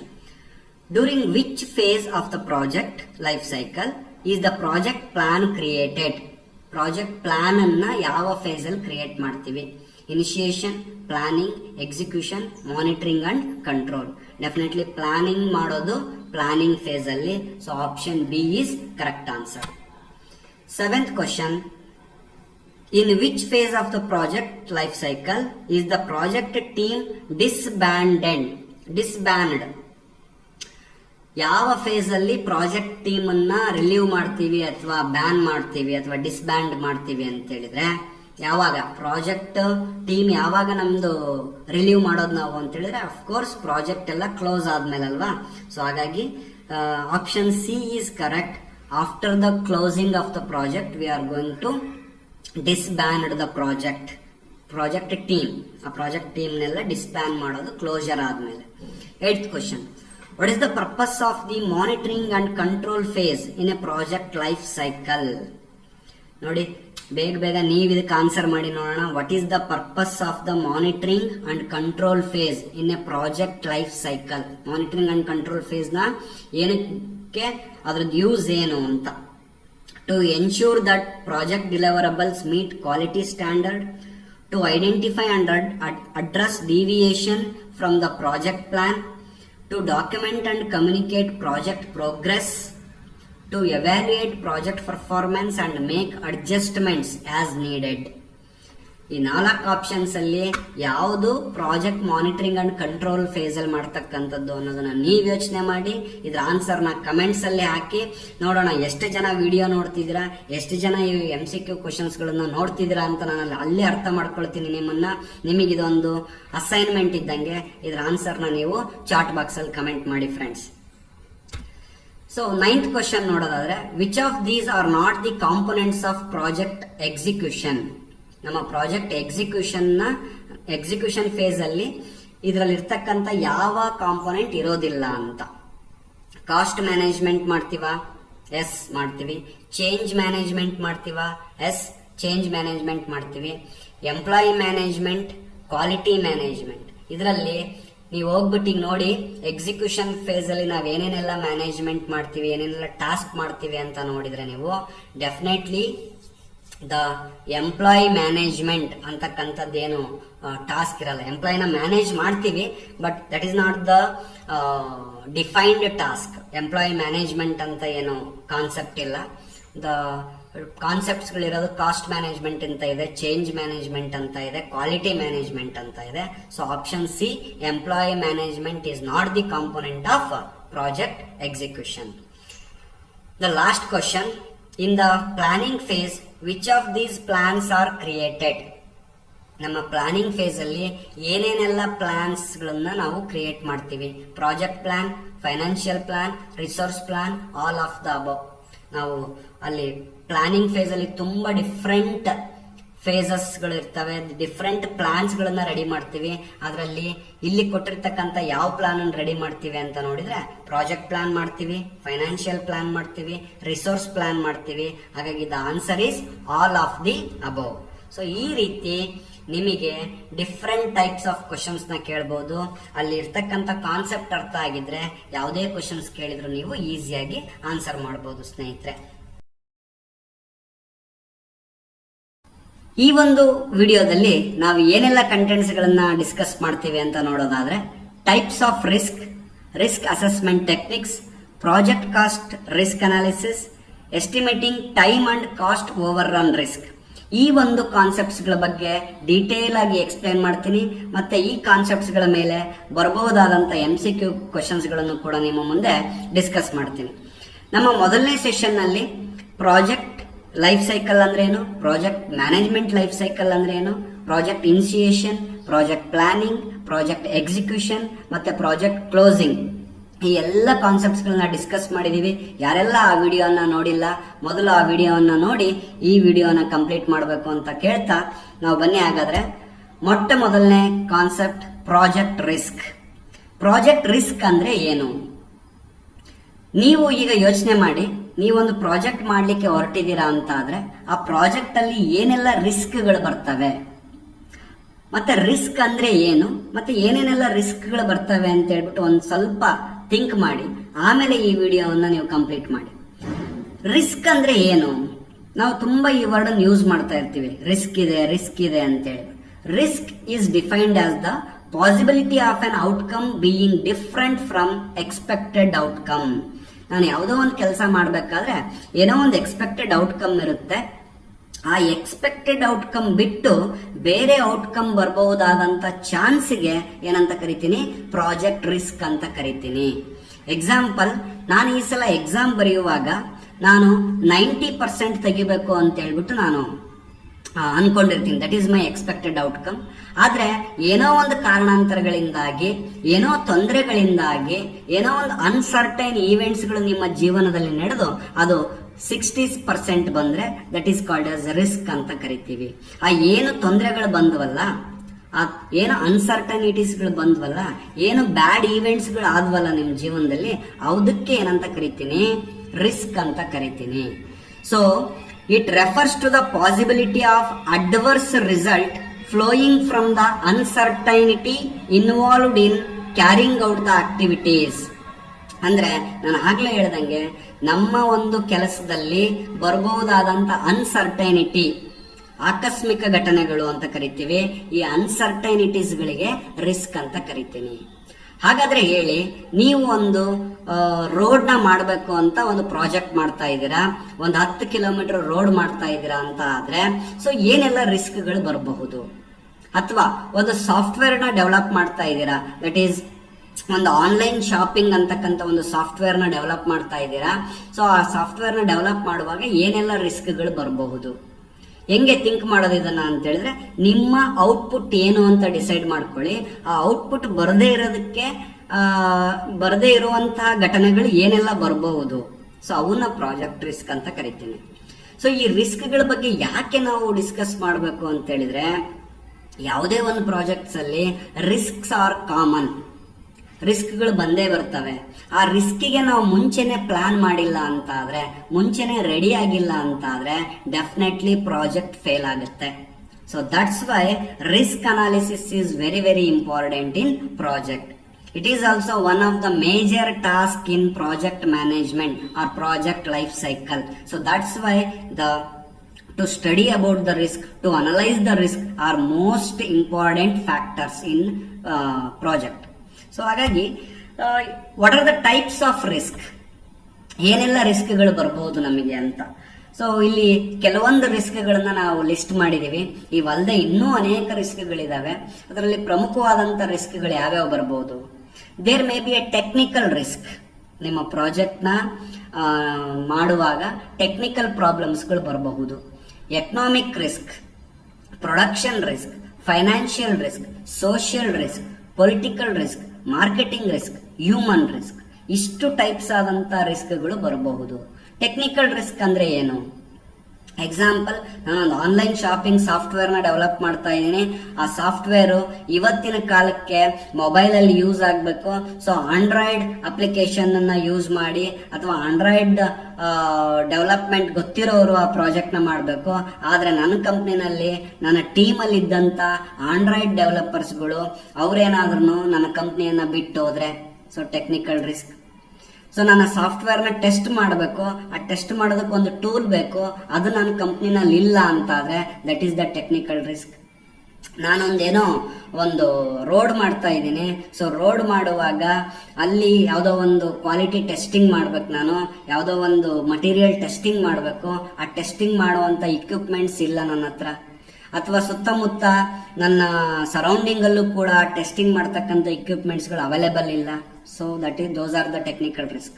Economic risk, ನಾನು ಪ್ರಾಜೆಕ್ಟಿಗೆ ಇಷ್ಟು ಬಡ್ಜೆಟ್ ಅಂತ ಹಾಕಿರ್ತೀನಿ, ಬಟ್ ಯಾವುದೋ ಒಂದು ಕಾರಣದಿಂದಾಗಿ ಆ ಕಾಸ್ಟ್ ಜಾಸ್ತಿ ಆಗುತ್ತೆ, ಮಟೀರಿಯಲ್ ಕಾಸ್ಟ್ಗಳು ಜಾಸ್ತಿ ಆಗ್ಬೋದು. ಆಗ ನನ್ನ ಪ್ರಾಜೆಕ್ಟಿಗೆ ಜಾಸ್ತಿ ಫಂಡ್ ಬೇಕಾಗಬಹುದು. ಸೊ ಆದ್ರೆ ನನ್ನ ಕಂಪ್ನಿನಲ್ಲಿ ಅದಕ್ಕೆ ಫಂಡ್ ಇಲ್ಲ. So that is the economic risk. ಅವಾಗ ಪ್ರಾಜೆಕ್ಟ್ ನಾನು ಕಂಪ್ಲೀಟ್ ಮಾಡೋಕ್ಕಾಗಲ್ಲ. ಪ್ರೊಡಕ್ಷನ್ ರಿಸ್ಕ್, ನಾನು ಒಂದು 3 ತಿಂಗಳಲ್ಲಿ ಏನೋ ಒಂದು ಇಷ್ಟು ಯೂನಿಟ್ ಅನ್ನ ಪ್ರೊಡ್ಯೂಸ್ ಮಾಡಬೇಕು ಅಂತ ಪ್ಲಾನ್ ಮಾಡ್ಕೊಂಡಿದ್ದೆ. ಆದ್ರೆ ಯಾವುದೋ ಒಂದು ಪ್ರಾಬ್ಲಮ್ಸ್ ಗಳಿಂದಾಗಿ ಆ ಪ್ರೊಡಕ್ಷನ್ ಅನ್ನು ಮಾಡಕ್ ಆಗ್ತಾ ಇಲ್ಲ. That is the production risk. Financial risk, ನಾನು ಆಗ್ಲೇ ಹೇಳಿದೆ, ಎಕನಾಮಿಕ್ ರಿಸ್ಕ್ ಮತ್ತೆ financial risk almost same. Social risk, social risk ಅಂತ ಹೇಳಿದ್ರೆ ಒಂದು ಸೊಸೈಟಿನಲ್ಲಿ ಏನೋ ಒಂದು ಪ್ರಾಬ್ಲಮ್ಸ್ಗಳಾಗ್ತವೆ. ಆ ಸೊಸೈಟಿನಲ್ಲಿ ಇರ್ತಕ್ಕಂಥ ಪ್ರಾಬ್ಲಮ್ಸ್ಗಳಿಂದ ನನಗೆ ನನ್ನ ಪ್ರಾಜೆಕ್ಟಿಗೆ ತೊಂದರೆ ಆಗುತ್ತೆ. ಮೇ ಬಿ 10 ಕಿಲೋಮೀಟರ್ ರೋಡ್ ಮಾಡ್ತಾ ಇರ್ತೀನಿ, ಇದ್ದಕ್ಕಿದ್ದಂಕ್ಲೇನೆ ಸಡನ್ ಆಗಿ ಒಂದು ಎಲೆಕ್ಷನ್ ಅನೌನ್ಸ್ ಆಗುತ್ತೆ, ಕೋಡ್ ಆಫ್ ಕಂಡಕ್ಟ್ ಅನೌನ್ಸ್ ಆಗುತ್ತೆ. So I cannot run the project. ಅಥವಾ ಈಗಿರೋ ಗೌರ್ಮೆಂಟ್ ಇರುತ್ತೆ, ಏನೋ ಪ್ರಾಬ್ಲಮ್ ಇಂದ ಗೌರ್ಮೆಂಟ್ ಚೇಂಜ್ ಆಗುತ್ತೆ. ಸೊ ನಿಮಗೆ that may be the social risk. ಅಥವಾ ಅಲ್ಲಿ ರೋಡ್ ಮಾಡ್ತಾ ಇರ್ತೀವಿ, ಅಲ್ಲಿ ಏನೋ ಒಂದು ದೇವಸ್ಥಾನ ಬರುತ್ತೆ ಅಡ್ಡ, ಆ ದೇವಸ್ಥಾನವನ್ನ ತೆಗಿಬೇಕಾಗಿರುತ್ತೆ. ಸೊ ಅಲ್ಲಿರ್ತಕ್ಕಂಥ ಜನಗಳು ನಿಮಗೆ ಅದನ್ನ ಅಲೋ ಮಾಡೋದಿಲ್ಲ. That may be the social risk. And political risk ಅಂತ ಹೇಳಿದ್ರೆ ಮೇ ಬಿ ನಾನು ಆಗ್ಲೇ ಎಕ್ಸಾಂಪಲ್ ಕೊಟ್ಟ ಹಾಗೆ ಗೌರ್ಮೆಂಟ್ ಚೇಂಜ್ ಆಗೋದಿರ್ಬೋದು, ಎಲೆಕ್ಷನ್ಗಳು ಅನೌನ್ಸ್ ಆಗೋದಿರ್ಬೋದು, ಗೌರ್ಮೆಂಟ್ ಅಲ್ಲೇನೆ ಏನೋ ಫಂಡ್ಸ್ಗಳು ರಿಲೀಸ್ ಆಗದೆ ಇರಬಹುದು. That is the political risk. Marketing risk. ನಿಮ್ಮ ಪ್ರಾಡಕ್ಟ್ ಅನ್ನ ಸೇಲ್ ಮಾಡುವಾಗ ಅಥವಾ ಮಾರ್ಕೆಟಿಂಗ್ ಮಾಡುವಾಗ ಏನೆಲ್ಲ ಪ್ರಾಬ್ಲಮ್ಸ್ಗಳು ಬರಬಹುದು. ನೀವು ಅನ್ಕೊಂಡಿರ್ತೀರಾ ನಾನು ಇದನ್ನ ಒಂದು 1000 ಮೆಂಬರ್ಸ್ಗೆ ರೀಚ್ ಮಾಡಿಸ್ಬೇಕು ಅಂತ. ಯಾವುದೋ ಒಂದು ಕಂಪ್ನಿ ಕಾರ್ನ ಡೆವಲಪ್ ಮಾಡುತ್ತೆ, ಆ ಕಾರ್ನ ಯಾವುದೋ ಒಂದು ವೇದಲ್ಲಿ ಮಾರ್ಕೆಟಿಂಗ್ ಮಾಡಬೇಕು ಅಂತ ಅನ್ಕೊಂಡಿರುತ್ತೆ. ಬಟ್ ಕಾರಣಾಂತರಗಳಿಂದ ಮೇ ಬಿ ಕೋವಿಡ್ ಬಂದಿರಬಹುದು, ಮೇ ಬಿ ಗೌರ್ಮೆಂಟ್ ಚೇಂಜ್ ಆಗಿರಬಹುದು, ಅಥವಾ ಅದರ್ ಫ್ಯಾಕ್ಟರ್ಸ್ ಇಂದ ಅವ್ರಿಗೆ ಮಾರ್ಕೆಟಿಂಗ್ ಮಾಡಕ್ ಆಗಲ್ಲ. So that is the marketing risk. And human risk. ಎಂಪ್ಲಾಯೀಸ್ಗಳು ನಡುವೆ ಕೋಆರ್ಡಿನೇಷನ್ ಮಿಸ್ ಆಗ್ಬಹುದು, ಎಂಪ್ಲಾಯೀಸ್ಗಳು ಬಿಟ್ಟು ಹೋಗ್ಬೋದು ಕಂಪ್ನಿನ, ಬೇರೆ ಕಂಪ್ನಿಗೆ ಸೇರ್ಕೊಳ್ಳೋದು ಸಹಜ. ನಿಮ್ ಕಂಪ್ನಿನಲ್ಲಿ ಕೆಲಸ ಮಾಡ್ತಿರ್ತಾರೆ, ಅರ್ಧಕ್ಕೆ ಪ್ರಾಜೆಕ್ಟ್ ನ ಬಿಟ್ಬಿಟ್ಟು ಬೇರೆ ಕಂಪ್ನಿ ಜಾಸ್ತಿ ಸ್ಯಾಲ್ರಿ ಕೊಡ್ತು ಅಂತ ಹೇಳ್ಬಿಟ್ಟು ಬೇರೆ ಕಡೆ ಹೋಗ್ತಾರೆ. ಸೊ ಅವಾಗ ನಿನ್ನ ಪ್ರಾಜೆಕ್ಟ್ಗೆ ಡಿಲೇ ಆಗುತ್ತೆ. So these kind of risk may occur in your project. So ಹಾಗಾಗಿ ಈ ನಿಮ್ಮ ಪ್ರಾಜೆಕ್ಟ್ ನ ಮಾಡುವಾಗ ಏನೆಲ್ಲ ಪ್ರಾಬ್ಲಮ್ಸ್ಗಳು ಬರಬಹುದು ಅನ್ನೋದನ್ನ ಥಿಂಕ್ ಮಾಡಿ. ಆ ಪ್ರಾಬ್ಲಮ್ಸ್ಗಳು ಬಂದಾಗ ನಾನು ಏನ್ ಸೊಲ್ಯೂಷನ್ ಅನ್ನ ಯೂಸ್ ಮಾಡಬೇಕು ಅಂತ ಮುಂಚೆನೆ ಪ್ಲಾನ್ ಮಾಡಬೇಕು. ಆಗಿದ್ರೆ ಮಾತ್ರ ಪ್ರಾಜೆಕ್ಟ್ ನೀಟಾಗಿ ಸ್ಮೂತ್ ಆಗಿ ವರ್ಕ್ ಆಗುತ್ತೆ. ಇಫ್ ಇಬ್ರು ಎಂಪ್ಲಾಯೀಸ್ಗಳು ಬಿಟ್ಟು ಹೋಗ್ತಾರೆ ಅಂತ ನನಗೇನೋ ಒಂದು ಡೌಟ್ ಇದೆ, ಮುಂದೆ ಬಿಟ್ಟು ಹೋಗ್ಬೋದು, ಹೋಗ್ದೇನೆ ಇರ್ಬೋದು.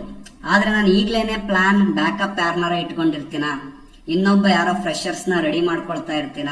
That is the risk management.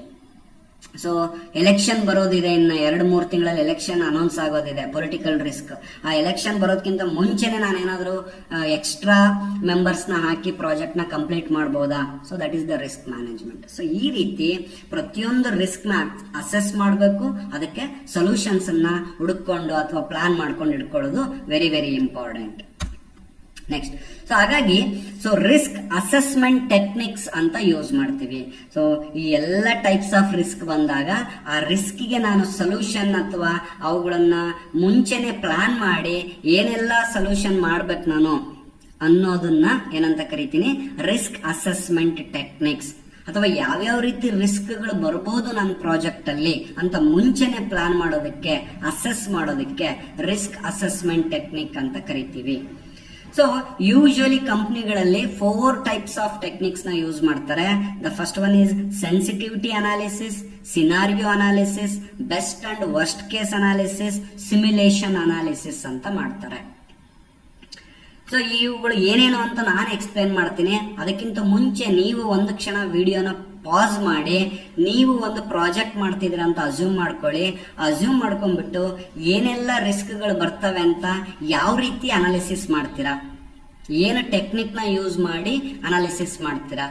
So ಒಂದು ಕ್ಷಣ ನೀವು ಯೋಚನೆ ಮಾಡಿ ನಂತರ ಈ ವಿಡಿಯೋನ ನೋಡಿ.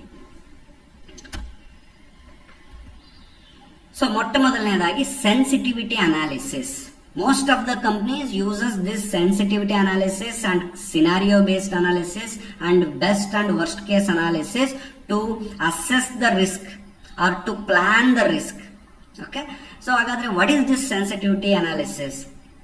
It measures how the impact of uncertainties of one or more input variables can affect the output.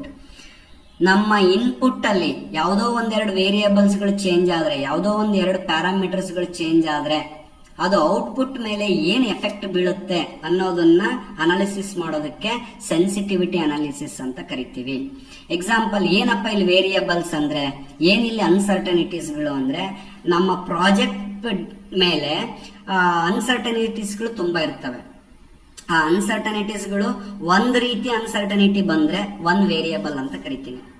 ಇನ್ನೊಂದು ಅನ್ಸರ್ಟನಿಟಿ ಬಂದ್ರೆ ಅದನ್ನ ಇನ್ನೊಂದು ವೇರಿಯಬಲ್ ಅಂತ ಕರಿತೀನಿ. ಈ ರೀತಿ ಯಾವುದೋ ಒಂದು ಅನ್ಸರ್ಟನಿಟಿ ಬಂದಾಗ ಅದು ನಮ್ಮ ಪ್ರಾಜೆಕ್ಟ್ ಔಟ್ಪುಟ್ ಮೇಲೆ ಯಾವ ರೀತಿ ಪರಿಣಾಮ ಬೀರುತ್ತೆ, ಎಷ್ಟು ಪ್ರಾಫಿಟ್ ಆಗುತ್ತೆ, ಎಷ್ಟು ಲಾಸ್ ಆಗುತ್ತೆ, ಇದನ್ನ ಅನಾಲಿಸಿಸ್ ಮಾಡೋದಕ್ಕೆ ಸೆನ್ಸಿಟಿವಿಟಿ ಅನಾಲಿಸಿಸ್ ಅಂತ ಕರಿತೀವಿ.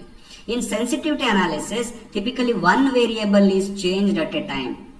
ನಾವೇನ್ ಮಾಡ್ತೀವಿ ಅಂದ್ರೆ ಸೆನ್ಸಿಟಿವಿಟಿ ಅನಾಲಿಸಿಸ್ ನೋಡುವಾಗ ಒಂದೊಂದು ವೇರಿಯಬಲ್ ಎಫೆಕ್ಟ್ ಆದ್ರೆ ನಮ್ಮ ಔಟ್ಪುಟ್ ಹೆಂಗೆ ಎಫೆಕ್ಟ್ ಆಗುತ್ತೆ ಅಂತ ಮಾತ್ರ ಅನಾಲಿಸಿಸ್ ಮಾಡ್ತಾ ಹೋಗ್ತೀವಿ. ಅದಕ್ಕೆ ಇದನ್ನ ಏನಂತ ಕರೀತಾರೆ, ವಾಟ್ ಇಫ್ ಅನಾಲಿಸಿಸ್ ಅಂತ ಕರೀತಾರೆ. ವಾಟ್ ಇಫ್ ಹಿಂಗಾದ್ರೆ ಏನ್ ಮಾಡ್ಬೇಕು, ಹಿಂಗಾದ್ರೆ ಏನ್ ಮಾಡ್ಬೇಕು ಅಂತ ವಾಟ್ ಇಫ್ ಅಂತ ಹೇಳಿದ್ರೆ. ನಾನು ನಿಮ್ಗೆ ಈಗ ಒಂದು ಎಕ್ಸಾಂಪಲ್ ಹೇಳ್ತೀನಿ, ಏನೇನೆಲ್ಲ ಪ್ಯಾರಾಮೀಟರ್ಸ್ ಬರ್ತವೆ ಅಂತೇಳಿ. ಆ ಪ್ಯಾರಾಮೀಟರ್ಸ್ ಗಳು ಚೇಂಜ್ ಆದಾಗ ನಮ್ಮ ಔಟ್ಪುಟ್ ಯಾವ ರೀತಿ ಚೇಂಜ್ ಆಗುತ್ತೆ ಅಂತಾನು ಹೇಳ್ತೀನಿ. ಸೊ ಈ ರೀತಿ ನೀವು ಸೆನ್ಸಿಟಿವಿಟಿ ಅನಾಲಿಸಿಸ್ ನ ಮಾಡ್ತೀರಾ ಕಂಪ್ನಿನಲ್ಲಿ. ಫಸ್ಟ್ ಪ್ಯಾರಾಮೀಟರ್ ನೋಡಿ, ಕನ್ಸ್ಟ್ರಕ್ಷನ್ ಕಾಸ್ಟ್ ಅನ್ನೋದು ಒಂದು ಪ್ಯಾರಾಮೀಟರ್. ನೋಡಿ, ಒಂದು ಅಪಾರ್ಟ್ಮೆಂಟ್ ಕಟ್ತಾ ಇರ್ತೀನಿ ನಾನು, ಒಂದು ಕೋಟಿ ರೂಪಾಯಿ ಬಡ್ಜೆಟ್ ಅನ್ನ ಹಾಕೊಂಡಿರ್ತೀನಿ, ಪ್ಲಾನ್ ಮಾಡಿರ್ತೀನಿ. ಇದರಲ್ಲಿ ಮೇ ಬಿ ಯಾವ ಅನ್ಸರ್ಟನಿಟಿ ಬರ್ಬೋದು, ರಿಸ್ಕ್ ಹೆಂಗ್ ಬರ್ಬೋದು ಅಂತ ಹೇಳಿದ್ರೆ, ನಾನು ಇವತ್ತಿನ ಮೆಟೀರಿಯಲ್ಸ್ ಗಳನ್ನ ನೋಡ್ಕೊಂಡ್ಬಿಟ್ಟು ನಾನು ಪ್ಲಾನಿಂಗ್ ಮಾಡಿರ್ತೀನಿ. ಬಟ್ ರಿಸ್ಕ್ ಏನಿದೆ ಅಂತ ಹೇಳಿದ್ರೆ, ಮುಂದೆ ಒಂದ್ 2 ತಿಂಗಳಾದ್ಮೇಲೆ ಅಲ್ಲಿರ್ತಕ್ಕಂಥ construction cost, materials cost sudden ಆಗಿ ರೈಸ್ ಆಗ್ಬೋದು. ರೈಸ್ ಆದ್ರೆ ಏನಾಗುತ್ತೆ, ಏನ್ ಎಫೆಕ್ಟ್ ಆಗುತ್ತೆ, ಎಷ್ಟು ಎಫೆಕ್ಟ್ ಆಗುತ್ತೆ, ಅವಾಗ ನಾನು ಏನ್ ಮಾಡಬೇಕು, ಈ ಅನಾಲಿಸಿಸ್ ನ ಸೆನ್ಸಿಟಿವಿಟಿ ಅನಾಲಿಸಿಸ್ ಅಂತ ಕರಿತೀವಿ. ಇನ್ನೊಂದು variable, sales price of the residential units. ನಾನು 1 ಕೋಟಿ ಖರ್ಚು ಮಾಡಿ ಒಂದು 10 ಪ್ಲಾಟ್ಗಳನ್ನ ಕಟ್ಟಿದ್ದೀನಿ, ಅದನ್ನ ಸೇಲ್ ಮಾಡಬೇಕು. ಕನ್ಸ್ಟ್ರಕ್ಷನ್ ಕಂಪ್ನಿ ಅನಾಲಿಸಿಸ್ ಮಾಡೋದು ಹೇಳ್ತಾ ಇದ್ದೀನಿ ನಾನು ನಿಮಗೆ. 10 ಫ್ಲಾಟ್ಗಳಿದಾವೆ. ಈ 10 ಫ್ಲಾಟ್ಗಳನ್ನ ನಾನು ಎಷ್ಟೋ ಒಂದು ಕಾಸ್ಟ್ ಎಷ್ಟು 20 ಲಕ್ಷಕ್ಕೆ ಮಾರಬೇಕು ಅಂತ ನಾನು ಅನ್ಕೊಂಡಿದ್ದೀನಿ. ಇದು ನನ್ನ ಪ್ಲಾನಿಂಗ್. ಬಟ್ ಸಡನ್ ಆಗಿ ನಿಮ್ಗೆ ಯಾರೋ ಕಾಂಪಿಟೇಟರ್ಸ್ ಬರ್ತಾರೆ, ಸುತ್ತಮುತ್ತ ಇನ್ನೊಂದು 4 ಅಪಾರ್ಟ್ಮೆಂಟ್ಗಳಾಗ್ತವೆ. ಅವಾಗ ನಿಮ್ಗೆ 20 ಲಕ್ಷಕ್ಕೆ ನಿಮ್ಮ ರೆಸಿಡೆನ್ಷಿಯಲ್ ಯೂನಿಟ್ಸ್ ನ ಮಾರಕ್ಕಾಗಲ್ಲ, ಸೇಲ್ ಪ್ರೈಸು ಕಡಿಮೆ ಆಗೋಗ್ಬಿಡುತ್ತೆ ಕಾಂಪಿಟೇಟರ್ ಜಾಸ್ತಿ ಆಗಿ. ಸೊ ಅವಾಗ ಏನ್ ಮಾಡ್ತೀರಾ, ದಿಸ್ ಇಸ್ ದ ರಿಸ್ಕ್. ಅವಾಗ ಏನ್ ಮಾಡ್ಬೇಕು ನಾನು, ಸೊ ಅದಕ್ಕೆ ಪ್ಲಾನ್ ಮಾಡ್ಕೋಬೇಕೀಗ. Next, interest rates for project financing. ನಾನು ಲೋನ್ ತಗೊಂಡಿರ್ತೀನಿ ಈ ಪ್ರಾಜೆಕ್ಟ್ ಕಂಪ್ಲೀಟ್ ಮಾಡ್ಲಿಕ್ಕೆ, 7% ಇಂಟ್ರೆಸ್ಟ್ ಅಂತ ತಗೊಂಡಿರ್ತೀನಿ, ಅದಕ್ಕೆ ಪ್ಲಾನ್ ಮಾಡಿರ್ತೀನಿ. ಸಡನ್ ಆಗಿ RBI ಇಂದ ಇಂಟ್ರೆಸ್ಟ್ ರೇಟ್ಗಳು ಜಾಸ್ತಿ ಆಗ್ತವೆ. 7% ಇದ್ದಿದ್ದು 10% ಆಗುತ್ತೆ. ಸೊ 10% ಆದ್ರೆ ನೀನು ಪ್ರಾಜೆಕ್ಟ್ಗೆ ಪ್ರಾಫಿಟ್ ಕಡಿಮೆ ಆಗುತ್ತೆ. ಸೊ ಅವಾಗ ಏನ್ ಮಾಡ್ಬೇಕು, ನಾನು ಏನ್ ಮಾಡ್ತೀರಾ ಸೊಲ್ಯೂಷನ್? ಡೆಫಿನೆಟ್ಲಿ ನೀವು ಅವಾಗ ಇಂಟ್ರೆಸ್ಟ್ ರೇಟ್ ಜಾಸ್ತಿ ಆಯ್ತು ಅಂತ ಹೇಳಿದ್ರೆ ನಿಮ್ದು ಕನ್ಸ್ಟ್ರಕ್ಷನ್ ಕಾಸ್ಟ್ ಜಾಸ್ತಿ ಆಗುತ್ತೆ. ಕನ್ಸ್ಟ್ರಕ್ಷನ್ ಕಾಸ್ಟ್ ಜಾಸ್ತಿ ಆದ್ರೆ ನಿಮಗೆ ಪ್ರಾಫಿಟ್ ಬರಬೇಕು ಅಂದ್ರೆ ಸೇಲ್ ಪ್ರೈಸ್ ನ ಜಾಸ್ತಿ ಮಾಡ್ಬೇಕು ನೀವು. ಸೊ ಈ ರೀತಿ ಏನೋ ಒಂದು ಪ್ಲಾನ್ ಮಾಡಬೇಕು. Next, duration of the construction phase. ನಾನು ಫಸ್ಟ್ 6 ಮಂತ್ಸ್ಗೆ ಅಂತ ಪ್ಲಾನ್ ಮಾಡಿರ್ತೀನಿ. ಸಡನ್ ಆಗಿ ಏನೋ ಒಂದು ಎಲೆಕ್ಷನ್ ಅನೌನ್ಸ್ ಆಗುತ್ತೆ, 3 ತಿಂಗಳಿಗೆ ಕಂಪ್ಲೀಟ್ ಮಾಡ್ಬೇಕು ಪ್ರಾಜೆಕ್ಟ್ ನ. ಸೊ 3 ತಿಂಗಳಿಗೆ ಮಾಡ್ಬೇಕು. That is the risk. ಹೆಂಗ್ ಮಾಡ್ತೀರಾ 3 ತಿಂಗಳಿಗೆ, ಏನೇನೆಲ್ಲ ಚೇಂಜಸ್ ಮಾಡ್ಕೋಬೇಕು. So that is the risk analysis. Sensitivity analysis ನ ಈ ರೀತಿ ಮಾಡ್ತಾ ಹೋಗ್ತೀವಿ. ಸಿನಾರಿಯೋ ಬೇಸ್ಡ್ ಅನಾಲಿಸಿಸ್ ಅಂತ ಕರೀತಾರೆ. ಈ scenario analysis is a process of analysing future events by considering alternative possible outcomes. ಇಲ್ಲಿ ಅನಾಲಿಸಿಸ್ ಮಾಡುವಾಗ 2-3 ವೇರಿಯಬಲ್ಸ್ ಗಳನ್ನ ಒಟ್ಟಿಗೆ ಕನ್ಸಿಡರ್ ಮಾಡಿ, ಈ 2-3 ವೇರಿಯಬಲ್ಸ್ ಗಳು ಚೇಂಜ್ ಆದ್ರೆ ನನ್ನ ಔಟ್ಕಮ್ ಹೆಂಗ್ ಚೇಂಜ್ ಆಗುತ್ತೆ ಅಂತ ಅನಲೈಸ್ ಮಾಡ್ತೀವಿ.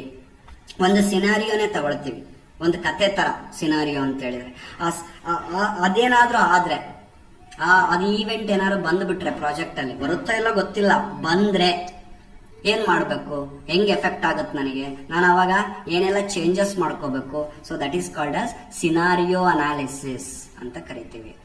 It considers variation in several variables together. Sensitivity analysis ಅಲ್ಲಿ ಒಂದೇ ವೇರಿಯಬಲ್ ನ ಹಿಡ್ಕೊಂಡು ಔಟ್ಪುಟ್ ಹೆಂಗ್ ಚೇಂಜ್ ಆಗುತ್ತೆ ಅಂತ ನೋಡ್ತೀವಿ. ಬರೀ ಕನ್ಸ್ಟ್ರಕ್ಷನ್ ಕಾಸ್ಟ್ ಜಾಸ್ತಿ ಆದ್ರೆ ಏನಾಗುತ್ತೆ, ಸೇಲ್ಸ್ ಪ್ರೈಸ್ ಜಾಸ್ತಿ ಆದ್ರೆ ಏನಾಗುತ್ತೆ ಅಂತ ಮಾತ್ರ ನೋಡಿದ್ವಿ. ಆದ್ರೆ ಇಲ್ಲಿ 2-3 ವೇರಿಯಬಲ್ಸ್ ನ ಒಟ್ಟಿಗೆ ತಗೊಂಡು ಅನಾಲಿಸಿಸ್ ಮಾಡ್ತೀವಿ. ಎಕ್ಸಾಂಪಲ್ಸ್ 1-2 ಸಿನಾರಿಯೋಸ್ ಕೊಟ್ಟಿದ್ದೀನಿ ನಾನು ನಿಮಗೆ. ಆ ಸಿನಾರಿಯೋಗಳು ಬಂದಾಗ ನೀವು ಅದಕ್ಕೆ ಏನ್ ಸೊಲ್ಯೂಷನ್ ಕೊಡಬೇಕು ಅನ್ನೋದನ್ನ ಥಿಂಕ್ ಮಾಡಿ ನೋಡೋಣ. Scenario 1, A highly competitive market with aggressive pricing from competitors. ನೀನು ಒಂದು 10 ಪ್ಲಾಟ್ಗಳನ್ನ ಕನ್ಸ್ಟ್ರಕ್ಷನ್ ಮಾಡಿದೀಯಾ, ಆದ್ರೆ ಪಕ್ಕದಲ್ಲಿ ಹೈಲಿ ಕಾಂಪಿಟೇಟರ್ಸ್ ಬರ್ತಾರೆ, ತುಂಬಾ ಜನ ಕಾಂಪಿಟೇಟರ್ಸ್ ಅವರು ಪ್ಲಾಟ್ಗಳನ್ನ ಕನ್ಸ್ಟ್ರಕ್ಷನ್ ಮಾಡ್ತಾರೆ ತುಂಬಾ ಕಡಿಮೆ ಬೆಲೆಗೆ ಅಂತೇಳಿ ಅವ್ರು ಅಡ್ವರ್ಟೈಸ್ಮೆಂಟ್ ಸ್ಟಾರ್ಟ್ ಮಾಡ್ಬಿಡ್ತಾರೆ. ನೋಡಿ, ಇಲ್ಲಿ 2 ವೇರಿಯೇಬಲ್ಸ್ ಇದಾವೆ. ಒಂದು ಕಾಂಪಿಟೇಟರ್ಸ್ ಬಂದಿದ್ದು, ಇನ್ನೊಂದು ಪ್ರೈಸ್ ಗಳನ್ನ ಕಡಿಮೆ ಮಾಡಿದಾರೆ ಅವರು. ಅವಾಗ ನೀನೇನು ಮಾಡಬೇಕು? ಸೊ ಇದರ ಅನಾಲಿಸಿಸ್. ಅವಾಗ ನೀನು ಮಾಡಿದ್ರೆ ನಿನಗೆ ಎಷ್ಟು ಪ್ರಾಫಿಟ್ ಆಗುತ್ತೆ, that is the analysis. Next, scenario 2. A market with a significant increase in customer demand due to a new product launch. ಯಾವುದೋ ಒಂದು ಕಂಪ್ನಿ, ಮೆಕ್ಯಾನಿಕಲ್ ಕಂಪ್ನಿ ಎಕ್ಸಾಂಪಲ್ ತಗೊಳ್ಳೋಣ, ಎಲೆಕ್ಟ್ರಿಕ್ ವೆಹಿಕಲ್ಸ್ ಗಳನ್ನ ಲಾಂಚ್ ಮಾಡುತ್ತೆ. ಲಾಂಚ್ ಮಾಡಿದಾಗ ಸಿಕ್ಕಾಬಟ್ಟೆ ಕಸ್ಟಮರ್ ಡಿಮಾಂಡ್ ಬಂದ್ಬಿಡುತ್ತೆ. ಸಿಕ್ಕಾಬಟ್ಟೆ customer demand ಅಂದ್ರೆ ನಿನಗೆ 3 ತಿಂಗಳಲ್ಲೇ ಲಕ್ಷಾಂತರ ಬುಕ್ಕಿಂಗ್ ಆಗೋಗ್ಬಿಡ್ತವೆ. ಸೊ ಅಂತ ಟೈಮಲ್ಲಿ ನೀನು ಹೆಂಗೆ ಪ್ಲಾನ್ ಮಾಡ್ತೀಯ? ಪ್ರೊಡಕ್ಷನ್ ಮಾಡೋಕ್ಕಾಗತ್ತಾ? ಪ್ರೊಡಕ್ಷನ್ ಇನ್ಕ್ರೀಸ್ ಮಾಡ್ಬೇಕು ನೀನು. ಓಕೆ, ಸೊ ಈ ರೀತಿಯಾದಂಥ ರಿಸ್ಕ್ಗಳು ಬರೋ ಚಾನ್ಸಸ್ ಇದೆ. ಸೊ ಇವನ್ನೇನಂತ ಕರಿತೀವಿ? ಸಿನಾರಿಯೋ ಬೇಸ್ಡ್ ಅನಾಲಿಸಿಸ್ ಅಂತ ಕರಿತೀವಿ. ಸೊ ಈ ರೀತಿಯಾಗಿ sensitivity analysis, scenario based analysis ನ ಮುಂಚೆನೆ ಮಾಡೋದ್ರಿಂದ ನೋಡಿ ನಾವೆಷ್ಟು ಸೇಫ್ ಆಗಿರ್ತೀವಿ. ಎಲ್ಲ ಪಾಸಿಬಲ್ ರಿಸ್ಕ್ ನ ಅಸೆಸ್ ಮಾಡಿರ್ತೀವಿ. ಅದು ಬಂದಾಗ ಏನು ಆಕ್ಷನ್ ತಗೋಬೇಕು ಅಂತ ನಾವು ರೆಡಿ ಆಗಿರ್ತೀವಿ. This is not only for project, in your life also you should analyze the risk like this. ನಿಮ್ಮ ಜೀವನದಲ್ಲಿ ಏನೇ ಕೆಲಸ ಮಾಡುವಾಗ, ಏನೇ ಬಿಸ್ನೆಸ್ ಮಾಡುವಾಗ ಈ ರೀತಿಯಾದಂಥ ಅನಾಲಿಸಿಸ್ನ ಮಾಡಿದ್ರೆ ಡೆಫಿನೆಟ್ಲಿ ನಿಮಗೆ ಸಕ್ಸಸ್ ರೇಟ್ ಜಾಸ್ತಿ ಇರುತ್ತೆ. ಬನ್ನಿ ಹಾಗಾದ್ರೆ 3ನೇದು ನೋಡೋಣ, best and worst case analysis. ಏನಿಂಗಂದ್ರೆ it helps to get a feel of what happens under the most favourable or most adverse changes in key variables. Best and worst case ಅಂತ ಹೇಳಿದ್ರೆ, ನಂದು ಏನೋ ಒಂದು ವೇರಿಯೇಬಲ್ ಬೆಸ್ಟ್ ಆಗಿ ನಡೆದಾಗ, ಯಾವುದೋ ಒಂದು ಸಿನಾರಿಯೋ ಬೆಸ್ಟ್ ಆಗಿ ಬಂದಾಗ ನನಗೆ ಎಷ್ಟು ಲಾಭ ಬರುತ್ತೆ, ಅಕಸ್ಮಾತ್ ವರ್ಸ್ಟ್ ಆಗ್ಬಿಟ್ರೆ ಸಿಚುವೇಶನ್ ಎಷ್ಟು ಲಾಭ ಬರುತ್ತೆ, ನಾರ್ಮಲ್ ಆಗಿ ಹೋದ್ರೆ ಎಷ್ಟು ಲಾಭ ಬರುತ್ತೆ. I want to run a business, ಯಾವುದೋ ಒಂದು ಬಿಸ್ನೆಸ್ನ ಸ್ಟಾರ್ಟ್ ಮಾಡಬೇಕು ಅಂತ ಅನ್ಕೊಂಡಿದ್ದೀನಿ. ನಾನು ಅದಕ್ಕೆ ಒಂದು 20 ಲಕ್ಷ ಇನ್ವೆಸ್ಟ್ ಮಾಡ್ತೀನಿ. ಸೊ ಬೆಸ್ಟ್ ಆಗಿ ನಡೆದ್ರೆ ನನಗೆ ತಿಂಗಳಿಗೆ 1 ಲಕ್ಷ ರೂಪಾಯಿ ಆದಾಯ ಬರುತ್ತೆ. That is my best scenario. Worst ಆಯ್ತು ಅಂತ ಹೇಳಿದ್ರೆ ನನಗೆ ತಿಂಗಳಿಗೆ 20,000 ರೂಪಾಯಿ ಬರುತ್ತೆ ಆದಾಯ. ಅದೇ ನಾರ್ಮಲ್ ಸಿನಾರಿಯೋದಲ್ಲಿ 50,000 ಬರುತ್ತೆ. ಈ ರೀತಿ ನಾನು ಫಸ್ಟ್ಗೆನೆ ಈ best case, worst case, normal ಕೇಸಲ್ಲಿ ನನಗೆ ಎಷ್ಟು ಪ್ರಾಫಿಟ್ ಬರುತ್ತೆ ಅನ್ನೋದನ್ನ ಮುಂಚೆನೆ ನಾನು ಏನ್ ಮಾಡ್ತೀನಿ, ಅನಾಲಿಸಿಸ್ ಮಾಡೋದಕ್ಕೆ best and worst case analysis ಅಂತ ಕರಿತೀವಿ. ಇಲ್ಲೊಂದೆರಡು ಎಕ್ಸಾಂಪಲ್ ಕೊಟ್ಟಿದ್ದೀನಿ. ಬೆಸ್ಟ್ ಕೇಸ್ ಸಿನಾರಿಯೋ ಏನಾಗ್ಬೋದು, ನನ್ನ ಪ್ರಾಡಕ್ಟ್ಸ್ಗಳಿಗೆ ಹೈ ಡಿಮ್ಯಾಂಡ್ ಬರ್ಬೋದು, ಹೈ ಸೇಲಿಂಗ್ ಆಗ್ಬೋದು, ಅಥವಾ ನಾನು ಹೈ ಸೆಲ್ಲಿಂಗ್ ಪ್ರೈಸ್ ಇಟ್ಟು ಮಾರ್ಬೋದು, ಅವಾಗ ಜಾಸ್ತಿ ಪ್ರಾಫಿಟ್ ಬರುತ್ತೆ. ನಾರ್ಮಲ್ ಸಿನಾರಿಯೋ ಅವರೇಜ್ ಡಿಮ್ಯಾಂಡ್ ಬರ್ಬೋದು, ಅವರೇಜ್ ಸೆಲ್ಲಿಂಗ್ ಪ್ರೈಸ್ ಬರ್ಬೋದು. ವರ್ಸ್ಟ್ ಕೇಸ್ ಅಂದ್ರೆ ನನ್ನ ಪ್ರಾಡಕ್ಟ್ಸ್ಗಳಿಗೆ ಡಿಮ್ಯಾಂಡ್ ಕಡಿಮೆ ಇರ್ಬೋದು, ಸೆಲ್ಲಿಂಗ್ ಪ್ರೈಸ್ ಕಡಿಮೆ ಇರ್ಬೋದು, ಅಥವಾ ಕನ್ಸ್ಟ್ರಕ್ಷನ್ ಕಾಸ್ಟ್ ಜಾಸ್ತಿ ಆಗ್ಬೋದು. ಇಂಥ ಟೈಮಲ್ಲಿ I should be prepare for all these things. ಏನಾಗುತ್ತೋ ಮುಂದೆ ಗೊತ್ತಿಲ್ಲ, ಬಟ್ ನಾನು ಪ್ರಿಪೇರ್ ಆಗಿರಬೇಕು ಅಂತೇಳಿ. So this is the risk analysis. Next, simulation analysis. ಇದು ಒಂದು ಟೈಪ್ ಆಫ್ ಅನಾಲಿಸಿಸ್ ಮಾಡ್ತಾರೆ. It is the process of designing A model of A real system and conducting experiments with this model for the purpose of either understanding the behaviour of the system. ನಾವು ಯಾವುದೋ ಒಂದು project ನ ಮುಂಚೆನೆ start ಮಾಡೋದಕ್ಕಿಂತ ಮುಂಚೆ ಒಂದು computer ಅಲ್ಲಿ ಆ ಪ್ರಾಜೆಕ್ಟ್ ಮಾಡೆಲ್ ಮಾಡಿ ಅದರ ಮೇಲೆ ಎಕ್ಸ್ಪೆರಿಮೆಂಟ್ಸ್ ಮಾಡಿ ಅದನ್ನ ರಿಸಲ್ಟ್ಸ್ ನ ಅನಾಲಿಸಿಸ್ ಮಾಡ್ತಾ ಇರ್ತೀವಿ. ಅದರಲ್ಲಿ ಏನಾದರೂ ರಿಸ್ಕ್ಗಳು ಬರ್ತಾವ ಅಂತ ಮುಂಚೆನೆ ಅನಾಲಿಸಿಸ್ ಮಾಡ್ತೀವಿ. ಇದಕ್ಕೆ ಸಿಮ್ಯುಲೇಷನ್ ಅನಾಲಿಸಿಸ್ ಅಂತ ಕರೀತಾರೆ. ಎಕ್ಸಾಂಪಲ್, ಒಂದು ಬಿಲ್ಡಿಂಗ್ ನ ಕನ್ಸ್ಟ್ರಕ್ಷನ್ ಮಾಡಬೇಕು ಅಂತ ಹೇಳಿದ್ರೆ ಮುಂಚೆನೆ 3D ಮಾಡೆಲ್ ನ ಮಾಡ್ಕೊಂಡ್ಬಿಟ್ಟು ಆ ಮನೆ ಯಾವ ರೀತಿ ಡಿಸೈನ್ ಆಗುತ್ತೆ, ಯಾವ ಕಾಂಪೋನೆಂಟ್ಸ್ ಗಳು ಎಲ್ಲೆಲ್ಲಿ ಬರ್ತವೆ ಅಂತ ಮುಂಚೆನೆ ನಾವು ಎಕ್ಸ್ಪೆರಿಮೆಂಟ್ ಮಾಡಿರ್ತೀವಿ. ಯಾವ ಕಲರ್ ಕಾಂಬಿನೇಷನ್ ಬರುತ್ತೆ ಅಂತ. ಯಾವುದೋ ಒಂದು ಕಾರ್ನ ಡಿಸೈನ್ ಮಾಡಬೇಕು ಅಂತ ಹೇಳಿದ್ರೆ ಮೊದಲು 3D ಮಾಡೆಲ್ನ ಮಾಡ್ಕೊಳ್ತೀವಿ, ಅದರಲ್ಲಿ ಏನೇನೆಲ್ಲ ಅನಾಲಿಸಿಸ್ ಮಾಡ್ಬೋದೋ ಮಾಡಿರ್ತೀವಿ. ಸೊ ಈ ರೀತಿ ಕಂಪ್ಯೂಟ್ರಲ್ಲಿ ರಿಯಲ್ ಪ್ರಾಜೆಕ್ಟ್ನ ವರ್ಚುವಲ್ ಆಗಿ ಒಂದು ಡಿಸೈನ್ ಮಾಡಿಕೊಂಡು ಅದರ ಮೇಲೆ ಎಕ್ಸ್ಪೆರಿಮೆಂಟ್ನ ಕಂಡಕ್ಟ್ ಮಾಡೋದಕ್ಕೆ ಸಿಮ್ಯುಲೇಷನ್ ಅನಾಲಿಸಿಸ್ ಅಂತ ಕರಿತೀವಿ ಸ್ನೇಹಿತರೆ. ಸೊ ಈ ರೀತಿಯಾಗಿ 4 different types of risk assessment techniques ಇದಾವೆ. ಎಲ್ಲ ಟೆಕ್ನಿಕ್ಸ್ ಗಳನ್ನ ಅಥವಾ ನಮ್ಮ ಪ್ರಾಜೆಕ್ಟ್ ಡಿಪೆಂಡೆಂಟ್ ಆಗಿರ್ತಕ್ಕಂಥ ಯಾವ ಟೆಕ್ನಿಕ್ಸ್ ಯೂಸ್ ಮಾಡ್ಬೋದೋ ಯೂಸ್ ಮಾಡಿ ರಿಸ್ಕ್ ನ ಅನಾಲಿಸಿಸ್ ಮಾಡ್ತಾರೆ. ಸೊ ನೆಕ್ಸ್ಟ್ ಟಾಪಿಕ್ಸ್ ನ ನೋಡೋದಾದ್ರೆ, reasons for project cost over runs. ಇದು ವೆರಿ ವೆರಿ ಇಂಪಾರ್ಟೆಂಟ್. ನಾವೊಂದು ಪ್ರಾಜೆಕ್ಟ್ ಮಾಡುವಾಗ ಏನೆಲ್ಲ ಕಾರಣಗಳಿಗೆ ಕಾಸ್ಟ್ ಜಾಸ್ತಿ ಆಗಬಹುದು? ನೀವು ಹೇಳ್ತೀರಾ, ಒಂದು ಮನೆ ಕಟ್ಟಬೇಕು ಅಂತ ಇದ್ದೀನಿ, ಮನೆ ಕಟ್ಟುವಾಗ 30 ಲಕ್ಷಕ್ಕೆ ನಾನು ಮನೆಯನ್ನು ಮುಗಿಸ್ಬೇಕು ಅಂತ ಪ್ಲಾನ್ ಮಾಡಿರ್ತೀನಿ. ನಾನು ಪ್ಲಾನಿಂಗ್ ಫೇಸಲ್ಲಿ ಎಕ್ಸಿಕ್ಯೂಷನ್ ಸ್ಟಾರ್ಟ್ ಮಾಡಿದ್ದೀನಿ. ಈಗ ಏನೆಲ್ಲ ಕಾರಣಗಳಿಗೆ ಕಾಸ್ಟ್ ಜಾಸ್ತಿ ಹೋಗ್ಬೋದು? ಮುಂಚೆನೆ ಪ್ಲಾನ್ ಮಾಡ್ಕೋಬೇಕಲ್ವಾ? ಸೊ ಹಾಗಾಗಿ ಅದ್ರ ರೀಸನ್ಸ್ಗಳನ್ನ ನೀವು ಥಿಂಕ್ ಮಾಡ್ತೀರಾ ನೋಡೋಣ. ಒಂದು ಮನೆ ಕಟ್ಟುವಾಗ ಏನೆಲ್ಲ ಕಾರಣಗಳಿಗೆ ಪ್ರಾಜೆಕ್ಟ್ ಕಾಸ್ಟ್ ಓವರ್ ರನ್ ಆಗುತ್ತೆ? So, a cost overrun is the amount by which actual expenditure exceed the planned amount. ನಾನು ಪ್ಲಾನ್ ಮಾಡಿರೋ ಅಮೌಂಟ್ಗಿಂತ ಜಾಸ್ತಿ ಅಮೌಂಟ್ ಎಕ್ಸ್ಪೆನ್ಸ್ ಆಗೋದಕ್ಕೆ, ಖರ್ಚಾಗೋದಕ್ಕೆ ನಾನು ಕಾಸ್ಟ್ ಓವರ್ ರನ್ ಅಂತ ಕರಿತೀನಿ. ಅದಕ್ಕೆ ರೀಸನ್ಸ್ಗಳೇನೇನು? So these are the reasons, some of the reasons. ಒಂದು, unplanned expansion of the project scope. ನಾನು ಪ್ರಾಜೆಕ್ಟ್ ಮುಂಚೆ 30-40 ಮನೆ ಕಟ್ಟಬೇಕು ಅಂತ ಇದ್ದೆ, ಬಟ್ ಆಮೇಲೆ ಪ್ಲಾನ್ ಚೇಂಜ್ ಆಗುತ್ತೆ. ಸೊ 30-60 ಹೋಗುತ್ತೆ.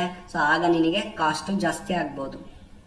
ಫಸ್ಟು ಓನ್ಲಿ 6 ಫೀಟ್ ಮಾತ್ರ ಆಗಲ್ಲ, ನಾನು ಡಾಂಬರ್ ರೋಡ್ ಅಥವಾ CC ರೋಡ್ ಮಾಡಬೇಕು ಅಂತ ಪ್ಲಾನ್ ಮಾಡಿರ್ತೀನಿ. ಆದರೆ ಮುಂದೆ ಪ್ರಾಜೆಕ್ಟಲ್ಲಿ ಅನ್ಪ್ಲಾನ್ಡ್ ಆಗಿ ಚೇಂಜ್ ಆಗುತ್ತೆ, 7 ಫೀಟ್ ಮಾಡಬೇಕು ಅಂತ ಕಾಸ್ಟ್ ಜಾಸ್ತಿ ಆಗುತ್ತೆ. Inaccurate initial cost estimation. ಮುಂಚೆನೆ ನಾನು ಎಸ್ಟಿಮೇಷನ್ ಮಾಡುವಾಗ ತಪ್ಪಾಗಿ ಏನಾದರೂ ಕಾಸ್ಟ್ ಎಸ್ಟಿಮೇಷನ್ ಮಾಡಿದ್ರೆ ಆಕ್ಚುಯಲ್ ಆಗಿ ಎಕ್ಸಿಕ್ಯೂಟ್ ಮಾಡುವಾಗ ಅಮೌಂಟು ಜಾಸ್ತಿ ಬೇಕಾಗುತ್ತೆ. ಫೇಲ್ಯೂರ್ ಇನ್ ಪ್ರಾಜೆಕ್ಟ್ ಪರ್ಫಾರ್ಮೆನ್ಸ್. ನಾನು 4 ಜನದಲ್ಲಿ ಪ್ರಾಜೆಕ್ಟ್ ಮುಗಿಸ್ಬೇಕು ಅಂತ ಪ್ಲಾನ್ ಮಾಡಿರ್ತೀನಿ, ಆದ್ರೆ 4 ಜನ ಸರಿಯಾಗಿ ಕೆಲಸ ಮಾಡಲ್ಲ. ಹಾಗಾಗಿ 3 ತಿಂಗಳಲ್ಲಿ ಮುಗಿಯೋ ಪ್ರಾಜೆಕ್ಟ್ 4 ತಿಂಗಳಿಗೆ ಹೋಗುತ್ತೆ. ಸೊ ಅಲ್ಲಿ ನಿಮಗೆ ಅಮೌಂಟ್ ಜಾಸ್ತಿ ಬೇಕಾಗುತ್ತೆ. Errors in the project design ಸರಿಯಾಗಿ ಮಾಡಿಲ್ಲ ಅಂದ್ರೆ ರೀವರ್ಕ್ ಜಾಸ್ತಿ ಆಗುತ್ತೆ, ಟೈಮ್ ಜಾಸ್ತಿ ಆಗುತ್ತೆ, ರಿಸೋರ್ಸ್ ಜಾಸ್ತಿ ಆಗುತ್ತೆ. ಸೊ ಕಾಸ್ಟ್ ಜಾಸ್ತಿ ಆಗುತ್ತೆ. Improper risk management. Risk management ಸರಿಯಾಗಿ ಮಾಡದೇ ಇದ್ರೆ, ನಾನು ಈಗೇನು ರಿಸ್ಕ್ ಬಗ್ಗೆ ಮಾತಾಡ್ತಾ ಇದ್ದೆ, ರಿಸ್ಕ್ನ ಯಾರು ಸರಿಯಾಗಿ ಮ್ಯಾನೇಜ್ ಮಾಡಲ್ಲ, ಪ್ಲಾನ್ ಮಾಡಿರಲ್ಲ, ಡೆಫಿನೆಟ್ಲಿ ಕಾಸ್ಟ್ ಜಾಸ್ತಿ ಹೋಗುತ್ತೆ. Incompetent material supplier. ಒಬ್ಬ ಸಪ್ಲೈಯರ್ ಕೂಡ ನಮಗೆ ರಿಸೋರ್ಸ್ಗಳನ್ನ ನೀಟಾಗಿ ಸಪ್ಲೈ ಮಾಡ್ತಾ ಇರಬೇಕು. ಆ ಸಪ್ಲೈಯರ್ಸ್ ಚೆನ್ನಾಗಿಲ್ಲ ಅಂತ ಹೇಳಿದ್ರೆ ಪ್ರಾಜೆಕ್ಟ್ ಕಾಸ್ಟ್ ಜಾಸ್ತಿ ಆಗುತ್ತೆ. Wrong choice of equipment, time over run. ಈ ಎಲ್ಲ ಕಾರಣಗಳಿಂದಾಗಿ ನಮಗೆ ಕಾಸ್ಟ್ ಜಾಸ್ತಿ ಆಗುತ್ತೆ.